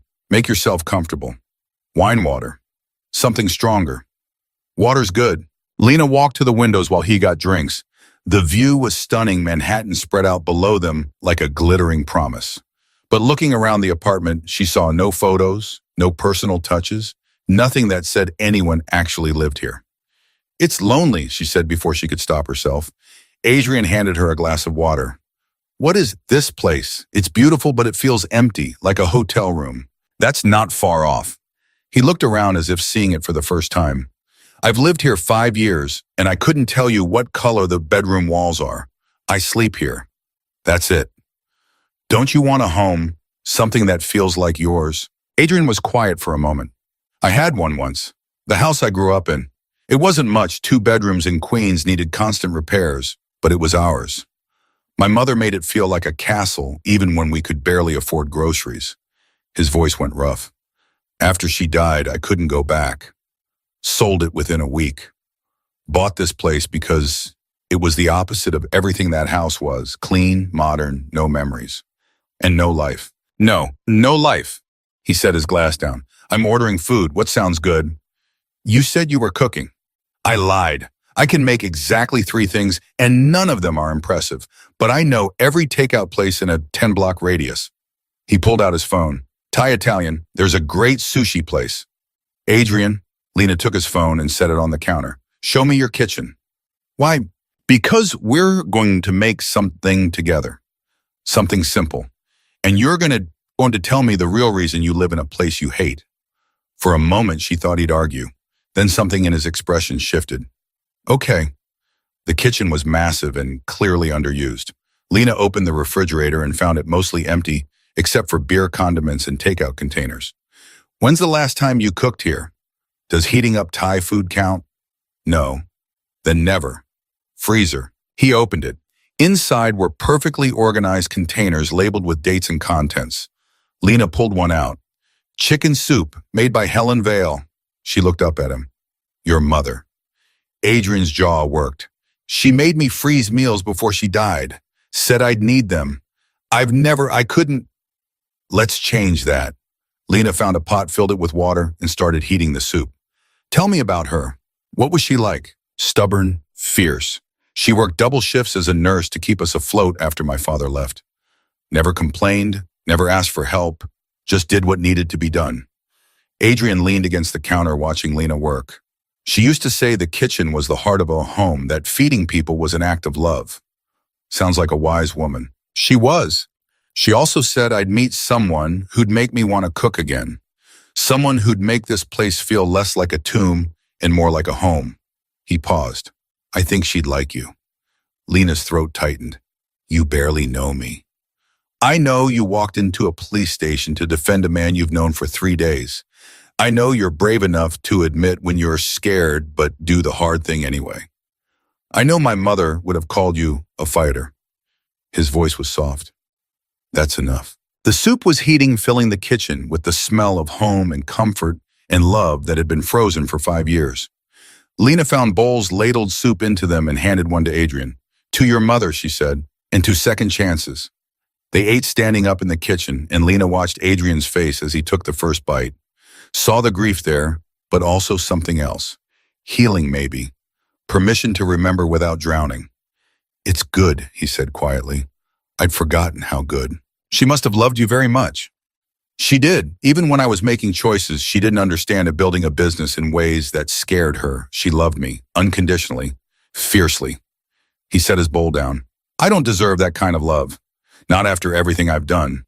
That's not your call to make. Isn't it? No, love isn't about deserving. It's about choosing someone and being chosen back. Your mother chose to love you. That's her choice, not a judgment of your worth. Adrian looked at her for a long moment. When did you get so wise? I'm not wise. I'm just saying what I needed someone to tell me when my father walked out. Lena finished her soup. He left when I was 12. Said he couldn't handle the responsibility of a family anymore. For years I thought it was my fault, that I wasn't good enough to make him stay. It took therapy and time to realize his leaving was about him, not me. I'm sorry. Don't be. It made me who I am. Taught me that people's choices are their own. That I can't control whether someone stays or goes. I can only control whether I'm living a life I'm proud of. She met his eyes. You could have let Ethan hurt me. Could have ignored my texts like most people would. But you didn't. You chose to help knowing it might cost you. That's who you are, Adrian. That's what matters.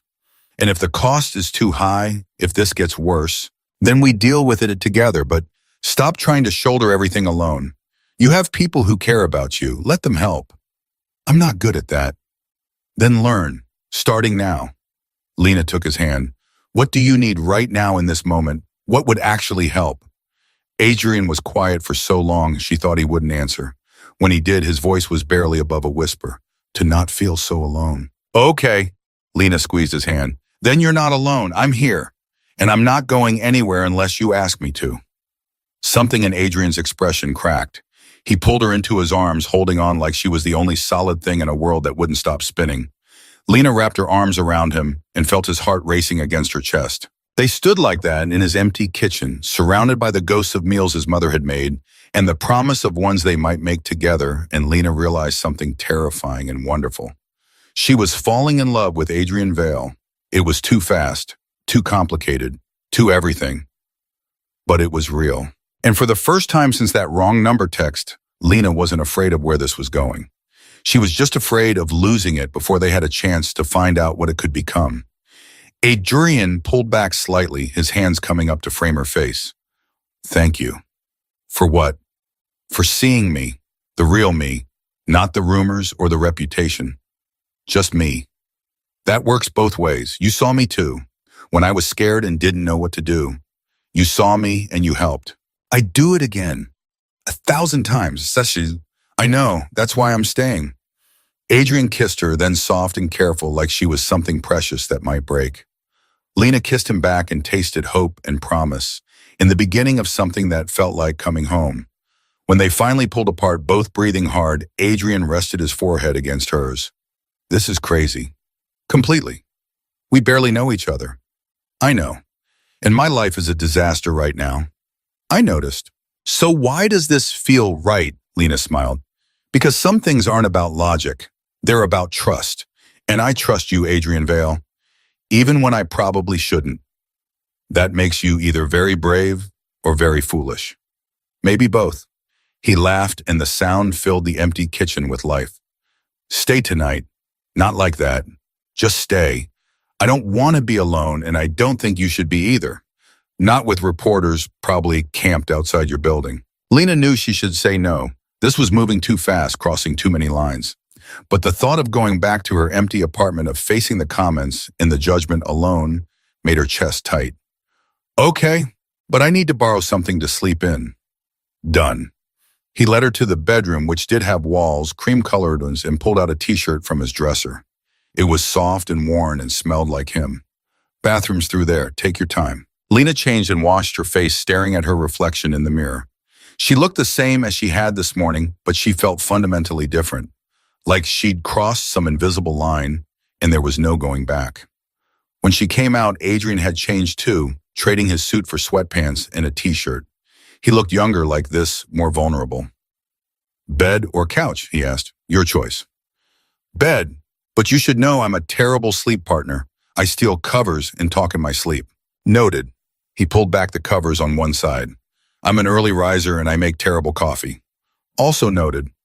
They climbed into bed and there was a moment of awkward uncertainty about how this was supposed to work. Then Adrian opened his arms and Lena settled against his chest, listening to his heartbeat. This okay? He asked. Perfect. They lay in silence for a while, the city lights filtering through the windows, casting shadows across the ceiling. Lena, yeah, thank you for not running. Thank you for giving me a reason to stay. His arms tightened around her, and Lena felt the last of her resistance crumble. This was where she was supposed to be, with this man in this moment building something impossible and beautiful and terrifying. Tomorrow they'd deal with the consequences. The investigation, the media, the people who wanted to tear them apart. But tonight they had each other, and that was enough. Lena drifted off to sleep, feeling safer than she had in years, wrapped in the arms of a man who'd answered a wrong number and changed her life forever. And somewhere in the universe, a wrong text found its way to exactly the right person, and two lives that were never supposed to intersect became impossible to separate. Fate, it turned out, didn't care about timing or logic or perfect circumstances. It only cared about connection, and theirs was just beginning. Lena woke to the smell of burning toast and Adrian swearing quietly in the kitchen. She smiled before she even opened her eyes. For a moment, wrapped in sheets that smelled like him, she let herself just exist in this impossible reality. Then her phone started buzzing on the nightstand, shattering the peace. 17 missed calls, 43 texts, most from her mother. Damn it! Lena grabbed the phone and saw the notification that made her stomach drop. A tabloid headline, Billionaire's new lover spends night at penthouse. Exclusive photos. She stumbled out of bed and found Adrian in the kitchen staring at his phone with an expression that could freeze hell. You saw it, not a question. Someone got photos of us going into the building last night and coming out of the police station and having coffee yesterday morning. He turned the phone toward her. The photos were grainy but unmistakable. They're calling you my mistress, saying I'm using you to distract from the investigation. That's ridiculous. That's the narrative they're selling. And it's working. It's trending on every platform. Adrian set his phone down hard enough to crack the screen. This is exactly what I was afraid of. Hey, Lena crossed to him, taking his hands. We knew this would happen. You warned me. Knowing it might happen and watching it destroy you in real time are very different things. His voice was rough. Your mother has called me 12 times. Your work email is apparently flooded with harassment. Someone posted your home address online. Lena's blood went cold. What? Marcus has already sent security to your building. No one's getting near your apartment. But Lena, he pulled her close, his forehead against hers. This is what I do to people. I bring chaos and danger and unwanted attention. You deserve better than this. Stop deciding what I deserve. That's my choice. Is it Because from where I'm standing, you're losing everything and I'm the reason why. Before Lena could respond, her phone rang. Maya. Please tell me you're seeing this, Maya said without preamble. Please tell me you're okay. I'm okay. I'm with Adrian. I know. The entire world knows. Lena, they're saying terrible things. Your Instagram is getting death threats.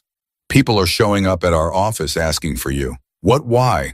Because you're famous now, and not the good kind of famous. The woman who corrupted Adrian Vale kind of famous. My boss asked me if you're planning to come back to work, or if this is going to be an ongoing media circus. Lena felt the room tilt. They're going to fire me. They're scared. The attention is bad for business. Clients are nervous about being associated with the controversy. Maya's voice softened. I'm sorry, I tried to talk to them, but they're in full panic mode. It's fine, I'll figure it out. Lena, I have to go. I'll call you later. She hung up and looked at Adrian. I think I just lost my job. His expression went dangerous. What's the name of your company? Don't. Whatever you're thinking, don't.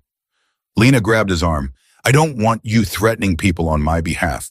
I don't want to be the reason you cross more lines. They can't fire you for who you're dating. They can if the media attention affects their business. And it does. It will. She took a shaky breath. This is really happening, isn't it? My life is falling apart because I sent a text to the wrong number. No, your life is falling apart because I answered it. Adrian pulled away from her pacing. This is my fault, all of it. I should have stayed away after that first night, should have made sure you were safe and then disappeared. But I was selfish and I wanted, he stopped. I wanted you, and now you're paying the price for my selfishness. Adrian, look at me. Lena waited until he met her eyes. I'm an adult who made choices. I chose to text for help. I chose to take your hand in that restaurant. I chose to go to the police station yesterday. I chose to stay here last night. Those were my decisions. Made under duress. Made because you were scared and I was there. Made because I wanted to. Because even with all the complications, even knowing this could blow up in my face, I wanted to be with you. She crossed to him, taking his face in her hands. Stop trying to save me from myself. I'm exactly where I want to be. Even if it cost you everything. Everything I had before wasn't enough anyway. I was stuck in a bomb. I didn't love dating men. I didn't care about living a safe life that was slowly suffocating me. She kissed him softly. You woke me up. Even if this all falls apart tomorrow, at least I'll have lived. Adrian kissed her back, desperate and fierce. I don't deserve you. Good thing that's not your decision to make. His phone rang. Marcus, Adrian answered on speaker. What now? The DA's office just called. They're not pressing charges. Insufficient evidence. Ethan Cole's story fell apart under scrutiny, and the restaurant footage backs up Lena's version of events. Marcus paused. You're clear. Officially. Lena felt her knees go weak with relief. Adrian's arms came around her, holding her up. What's the catch? Adrian asked, because, of course, there was a catch. Cole's threatening a civil suit. Harassment, emotional distress, defamation. His lawyer's already talking to the press about it. Let him try. We have enough on him to make a civil suit very uncomfortable. There's something else. Marcus's voice went carefully neutral. A reporter contacted me. Says she has information about Lena's father, about why he really left. She's offering to bury it in exchange for an exclusive interview with both of you. Lena went very still. My father, what does he have to do with anything? Apparently he's been in and out of prison for the last 15 years. Fraud, embezzlement, couple of assault charges. The reporter found him living in Florida under a different name. She's threatening to run a story connecting you to him unless you cooperate. That's blackmail, Adrian said flatly. That's journalism. Marcus sounded grim. She knows it'll generate clicks. Billionaire's girlfriend has criminal father makes for great headlines. Lena felt like she couldn't breathe. Her father, who she hadn't seen since she was 12, was a criminal. And now the whole world was going to know. Bury it, Adrian said immediately. Whatever it costs, make it go away. Adrian, no. Lena found her voice. I can't let you pay off reporters for me. Why not? Because that's exactly what they want. For you to look guilty. For me to look like I need protecting for this whole thing to spiral into more drama. She pulled away from him. I need to call my mother. Lena, she deserves to hear this from me before she reads it online. Lena grabbed her phone and walked into the bedroom, closing the door. Her mother answered on the first ring. Lena Marie Carter, what on earth is going on? Mom, I need to tell you something about Dad. What about him? He's been gone for 15 years. Why would... Her mother's voice changed. Oh no, what did he do? So she knew, or suspected. Lena felt something crack in her chest. You knew he was in trouble, you knew, and you never told me. Her mother was quiet for a long moment. I knew he was a con man. I knew he'd stolen money from people who trusted him. I didn't know he was in prison until years later, and by then you'd stopped asking about him. I thought it was better to let you move on. Better Mom reporters are digging into this. They're going to publish stories about him, about us, and I had no idea. I'm sorry, I was trying to protect you. Well, you can't, not anymore. This is all coming out, and I need you to be honest with me. What else don't I know? Her mother took a shaky breath. He reached out 3 years ago, wanted money, said he'd tell everyone where we were, who we really were, unless I helped him. I gave him $5,000 to make him go away. He blackmailed you. He's blackmailed a lot of people, sweetheart. That's what he does. Uses people's secrets against them. A pause. Is that what Adrian Vale is doing, using you? No, God, no. Adrian is nothing like Dad. Are you sure? Because from what I'm reading, he's a powerful man who gets what he wants through intimidation and leverage. That sounds familiar.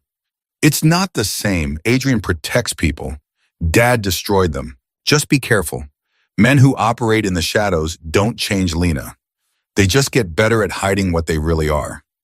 After hanging up, Lena sat on the edge of the bed trying to process everything. Her father was a criminal who'd been blackmailing her mother. Reporters were going to expose it all. Her job was probably gone, and the man she was falling for was being compared to the man who'd abandoned her. The door opened. Adrian stood there watching her with careful eyes. I heard some of that. I'm sorry. Don't be. It's not your fault my father's a terrible person. No, but it's my fault that reporters are digging into your past looking for ammunition. He sat beside her. Marcus can make this go away. He's done it before. How? He finds dirt on the reporter, encourages their editor to kill the story, applies pressure in ways that don't leave fingerprints. Adrian's voice was matter of fact. It's not pretty, but it works.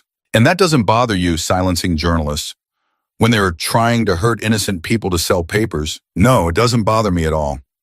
Lena looked at him, really looked, and saw the man her mother had warned her about, the one who operated in shadows and justified it by claiming to protect people. Was he really so different from her father? What are you thinking? Adrian asked quietly. I'm thinking about the difference between protection and control, between helping and manipulating, between you and my father. And what's your conclusion? I don't know yet. She stood up. I need some air. I need to think. You're leaving. I'm taking a walk. There's a difference. In this penthouse, taking a walk means getting swarmed by photographers the second you step outside.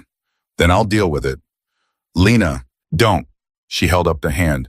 Don't try to protect me or manage me or fix this. Just let me go outside and breathe without turning it into a strategy session. Something in Adrian's expression shuddered. Fine, Victor will drive you wherever you want it to go. I can take the subway. No, you can't, not with your face all over the news.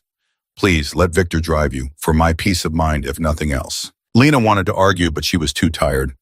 Fine, but I'm going alone. No security detail. No Marcus making calls. Just me figuring out what I want. Okay, Adrian's voice was careful. Take all the time you need. 20 minutes later, Lena was in the back of Victor's car, heading toward Prospect Park. She needed familiar ground, needed to be somewhere that felt like hers before everything had gotten so complicated. Where to, Miss Carter? Victor's kind eyes met hers in the rearview mirror. Somewhere quiet, somewhere I can think. I know just the place.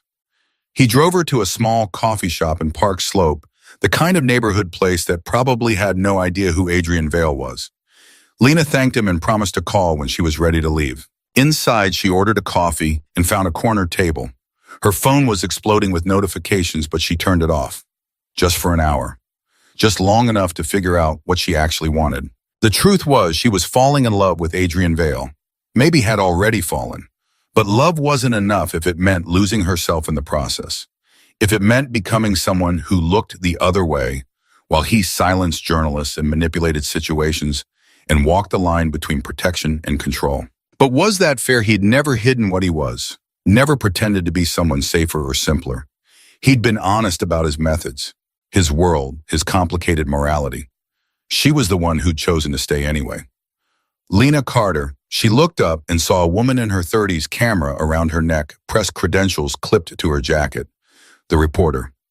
"I don't want to talk to you," Lena said immediately. 5 minutes. "That's all I'm asking.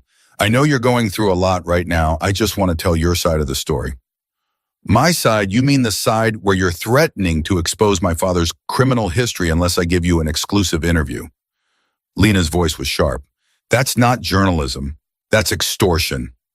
The reporter had the grace to look uncomfortable. "I'm trying to make a living in a dying industry. Sometimes that means making hard choices." "Hard choices? You're threatening to hurt innocent people for a story. How is that hard? That's just cruel." "Your father hurt people. That's newsworthy." "My father left when I was 12. I haven't seen him since. I'm not responsible for his choices." Lena stood up. "And if you publish that story, you're not exposing a criminal. You're punishing a woman for something her father did 15 years ago. That's not news. That's vindictive. You're involved with Adrian Vale. That makes everything about you newsworthy." "No, it makes me a person dating someone famous. That doesn't give you the right to destroy my life for her content." Lena grabbed her purse. "Do what you want. Publish your story. But when you look in the mirror tonight, remember that you chose to hurt someone who did nothing wrong except fall for the wrong person." She walked out before the reporter could respond, her hands shaking with anger and adrenaline. Outside, she called Victor. "Come get me. Now." The drive back to Adrian's took 15 minutes that felt like hours. Lena's mind was racing. The reporter had found her despite Victor taking her to a quiet neighborhood, which meant someone was tracking her, following her, maybe had been following her since this whole thing started. When she got to the penthouse, Adrian was on the phone with someone, his voice cold and controlled. He looked up when she entered and immediately ended the call. "What happened? You're pale." "The reporter found me at a coffee shop in Park Slope." Lena's voice shook. How did she know where I was? Adrian's expression went dark. She followed Victor's car. Or she has someone watching the building. Or he pulled out his phone and made a call. "Marcus, I need a full security sweep now. Someone's tracking Lena." "Tracking me?" The word felt surreal. "Why would anyone?" "Because you're connected to me. Because information about you is valuable. Because this is what happens when you're in my world." Adrian was pacing now, all controlled energy and barely suppressed rage. "This is exactly what I was afraid of. This is why I tried to warn you." "Well, the warning's a little late now." Lena heard her voice rising and didn't care. "I'm being followed by reporters. My father's past is about to be exposed. I'm probably fired. And I can't even get coffee without someone tracking me down. This is insane." "I know, I'm sorry. I'm trying to fix it." "Stop trying to fix it. Stop trying to manage every situation and control every outcome. Maybe some things can't be fixed, Adrian. Maybe sometimes you just have to let the chaos happen." "I can't do that. Not when it's hurting you." "Why not?" "Because I love you." The words exploded out of him. "Because I'm in love with you, and watching you suffer because of me is tearing me apart. Because if I can't protect you from this, then what good am I?" The room went very quiet. Lena stared at him, her heart pounding. "You love me." "Yes." Adrian's voice was raw. "I know it's too fast and too complicated, and probably just makes everything worse, but I love you. I think I started loving you the moment you took my hand in that restaurant and trusted me even though you had no reason to." "Adrian, you don't have to say it back. I don't expect you to. I just need you to know that everything I'm doing, every call I'm making, every move I'm planning, it's because I can't lose you. I won't lose you." Lena crossed to him, taking his face in her hands. "I love you too. That's the problem. I love you so much it scares me. Because loving you means accepting a life I never wanted, a life where I'm followed and photographed and judged, where my past gets weaponized and my present gets dissected, where I have to constantly question whether the help you're offering is protection or control. I know, and if you need to walk away, I'll understand. I'll hate it, but I'll understand. I don't want to walk away.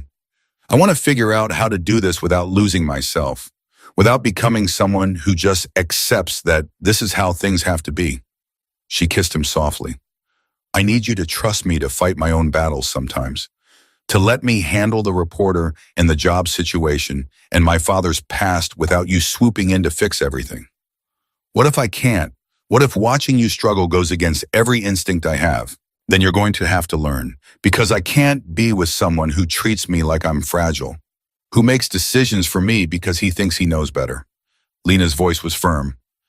I need a partner, Adrian, not a protector. He was quiet for a long moment. I'm not good at that, letting people fight their own battles. My whole life has been about being strong enough to handle everything so others don't have to. I know, but I'm asking you to treat on for us. And if I fail, if I slip back into old patterns, then I'll call you on it, and you'll apologize and do better. That's how partnerships work. Adrian pulled her close, his arms tight around her. I'll try. I can't promise I'll be good at it, but I'll try, Bhakti. That's all I'm asking. They stood like that for a while, holding each other in the middle of the chaos they'd created. Then Adrian's phone rang, his lawyer. The reporter's editor just killed the story about your father, the lawyer said. Claims it doesn't meet their editorial standards. Lena pulled back. What did you do? Adrian's expression was carefully neutral. Nothing. I was here with you the entire time. Marcus then. What did Marcus do? I don't know, and I don't want to know. Sometimes it's better not to ask questions. No. Lena grabbed his phone. That's exactly the problem. You make things happen and then pretend you don't know how they happened. I told you I wanted to handle this myself. And you can, but that doesn't mean I can't work in the background to make sure you're not destroyed in the process. That's not partnership, Adrian. That's manipulation disguised as care. It's protection. It's control. Lena's voice cracked. Don't you see? Every time you fix something without telling me, every time you pull strings behind the scenes, you're telling me you don't trust me to handle my own life. And maybe you don't. Maybe you think I'm too weak or too naive or too damaged by my father to make good choices. But that's not love, Adrian. That's something else. What do you want from me? His voice was desperate now. You want me to just sit back and watch reporters destroy you? Watch your boss fire you? Watch your father's crimes become your burden? I want you to ask me first, to tell me what you're planning, and let me decide if I want your help. To treat me like an equal instead of someone who needs saving. She took a shaky breath. I know you mean well. I know you think you're protecting me. But I can't build a life with someone who doesn't respect my agency. I do respect it. Then prove it. Call Marcus right now and ask him what he did to kill that story. And if he crossed a line, if he hurt someone or threatened someone or did something illegal, you tell me. No hiding. No protecting me from the ugly truth. Full transparency. Adrian looked at her for a long moment, then called Marcus. What did you do to kill the story about Lena's father? Marcus's voice came through the speaker. Found out the reporter has a sealed juvenile record. Nothing serious shoplifting when she was 16. But her editor didn't know about it. I suggested it might be newsworthy. The editor decided to pull back from any stories that reporter was working on pending an internal review. So you blackmailed her. Lena felt sick. I applied leverage, Marcus corrected. Same thing Adrian would have done, except I didn't ask him to. Lena looked at Adrian.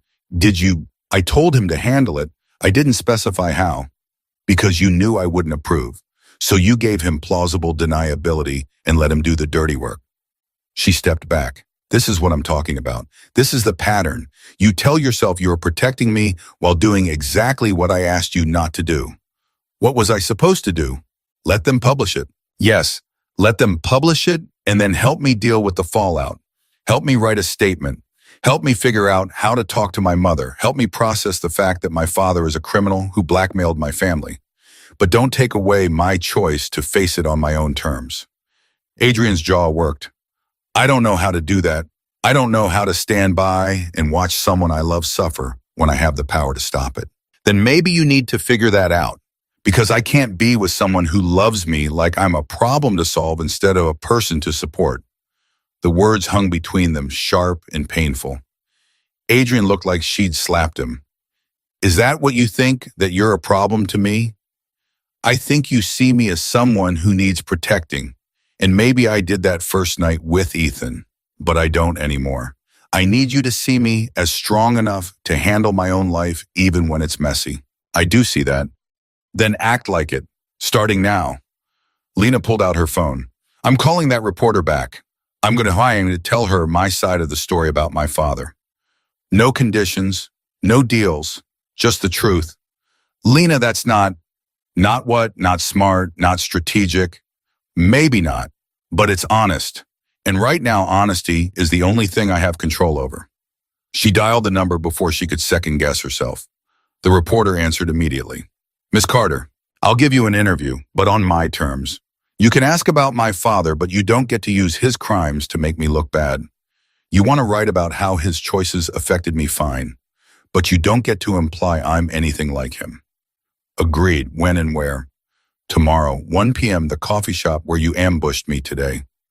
Lena's voice was steady now. And you come alone, no cameras, just you and a recorder. I can work with that. Thank you, Miss Carter. After hanging up, Lena turned to Adrian. He was staring at her like he was seeing her for the first time. You're really doing this. I'm really doing this, and you're going to let me without interference. Marcus doesn't make calls. You don't pull strings. This is my story to tell. What if she twists it, makes you look bad anyway? Then that's on her. But at least I'll have told the truth. At least I'll have tried. Lena crossed to him. This is what partnership looks like, Adrian. Me making choices, even risky ones, and you supporting those choices even when they scare you. They terrify me. Good, be terrified, be worried, but trust me anyway. She kissed him soft and certain. I'm not fragile, I'm not going to break, and I need you to believe that. Adrian kissed her back, and she tasted fear and love, and the tentative beginning of trust. Okay, I'll try. That's all I ask. They spent the rest of the day preparing for the interview. Lena wrote out everything she wanted to say about her father, about growing up not knowing he was a criminal, about her mother's silence, and the way secrets had shaped her life. Adrian sat beside her, listening without offering advice, unless she had asked, and Lena could see how hard it was for him to stay quiet. But he did it, for her. That night, lying in bed together, Lena felt something shift between them. A new understanding, a different kind of trust. I'm proud of you, Adrian said quietly, for taking control of your narrative, for being braver than I am. You're plenty brave. You just show it differently. I'm learning, from you. He pulled her closer. Whatever happens tomorrow, I'm here, not fixing it, not managing it, just here. That's exactly what I need.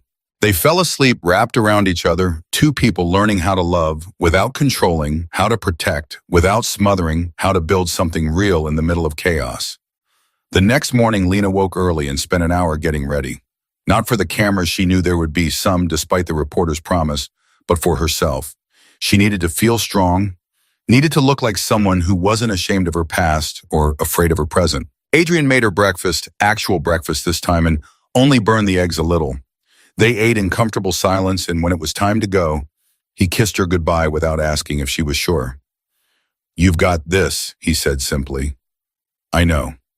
Victor drove her to Park Slope. The reporter was already there, true to her word, alone with just a small recorder. Thank you for doing this, the reporter said as Lena sat down. Thank you for listening. Lena took a breath. My father left when I was 12. I didn't know why. My mother told me he'd moved away for work, that he'd call soon, that he still loved me. He never called. For years, I thought it was my fault, that I'd done something wrong, been something wrong that made him leave. Her voice was steady now, finding its rhythm. I found out 3 days ago that he's been in and out of prison for 15 years. Fraud, embezzlement, assault. My mother knew and never told me, and now the whole world knows because I fell in love with someone famous. The reporter was scribbling notes, her expression unreadable. But here's what I want people to understand. My father's choices are his own. They don't define me. They don't make me a criminal or a victim or someone who deserves less because my DNA is connected to his. I'm not responsible for what he did before I was old enough to stop him, and I'm not going to spend my life apologizing for his mistakes. What about Adrian Vale? Some people say you're using him, that you're after his money. Some people will say that no matter what I do, Because it's easier to assume a woman is a gold digger than to accept that sometimes two people just connect. Lena met the reporter's eyes. I didn't know who Adrian was when I texted him for help. I didn't plan any of this. It just happened. And yes, his world is complicated and messy and sometimes scary. But he's also kind and honest and the first person in a long time who's seen me as someone worth protecting. Not because I'm weak, but because everyone deserves to be safe. Is it true he threatened Ethan Cole? It's true he made sure Ethan understood that hurting me would have consequences. Is that a threat? Maybe. But it's also exactly what I needed in that moment. Someone strong enough to stop a man who wouldn't take no for an answer. They talked for another hour about her mother, about growing up with secrets, about what it's like to have your life exploded by one wrong number text. The reporter was fair, asking hard questions, but not cruel ones, and by the end, Lena felt lighter. One more question, the reporter said as they wrapped up. Do you regret it? Sending that text. Lena thought about everything that had happened. The police investigation, the media attention, losing her job, her father's past exposed, the constant scrutiny and judgment.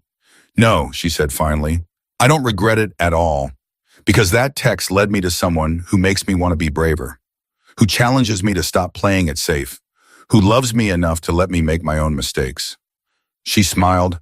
Sometimes the wrong number is exactly the right one. When the interview ended, Lena walked outside to find a small crowd of photographers waiting. She'd expected that. What she hadn't expected was Adrian standing there too, having clearly ignored her request to stay away. I couldn't do it, he said as she reached him. I couldn't stay home while you did this alone.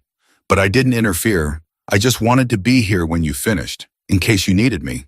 Lena looked at him at the worry and love in his eyes and felt her heart swell. You're impossible. I know, I'm working on it. She kissed him right there in front of all the cameras, not caring who saw or what they'd say about it. Because this was her choice, her life, her love. The photos would be everywhere by tonight. The headlines would be brutal or romantic depending on the outlet. People would judge and speculate and think they understood, but they didn't. They couldn't. Because what she and Adrian had wasn't a story for other people to narrate. It was messy and complicated and real, and it belonged to them alone. As Victor drove them back to the penthouse, Adrian took her hand. How do you feel? Terrified, relieved, proud. Lena leaned against his shoulder. Like I just took my life back. You did, and you were magnificent. We'll see what the article says before we declare it a victory. Whatever it says, you told your truth. That's what matters. Back at the penthouse, they ordered food and avoided their phones and pretended the world outside didn't exist. They talked about normal things, favorite movies, worst dates before they'd met each other, what they'd wanted to be when they grew up. A painter, Lena said. I told you that already. No, before that, when you were a kid. An astronaut. I wanted to go to space and discover new worlds. She laughed. Turns out I'm terrified of heights, so that wouldn't have worked out. What changed? When did you stop dreaming big? Lena thought about that. When my dad left, I learned that counting on big dreams was dangerous. That safe was better than sorry. And now I'm dating a man who makes headlines just by existing and giving interviews about my criminal father to reporters. I think safe and sorry went out the window. Adrian smiled. Good. Safe is overrated anyway. They fell asleep on the couch, wrapped around each other, the city lights painting patterns across their skin. And when Lena woke in the middle of the night, she watched Adrian sleep and let herself feel the terrifying, wonderful truth. She was in love with him. Completely. Irrevocably.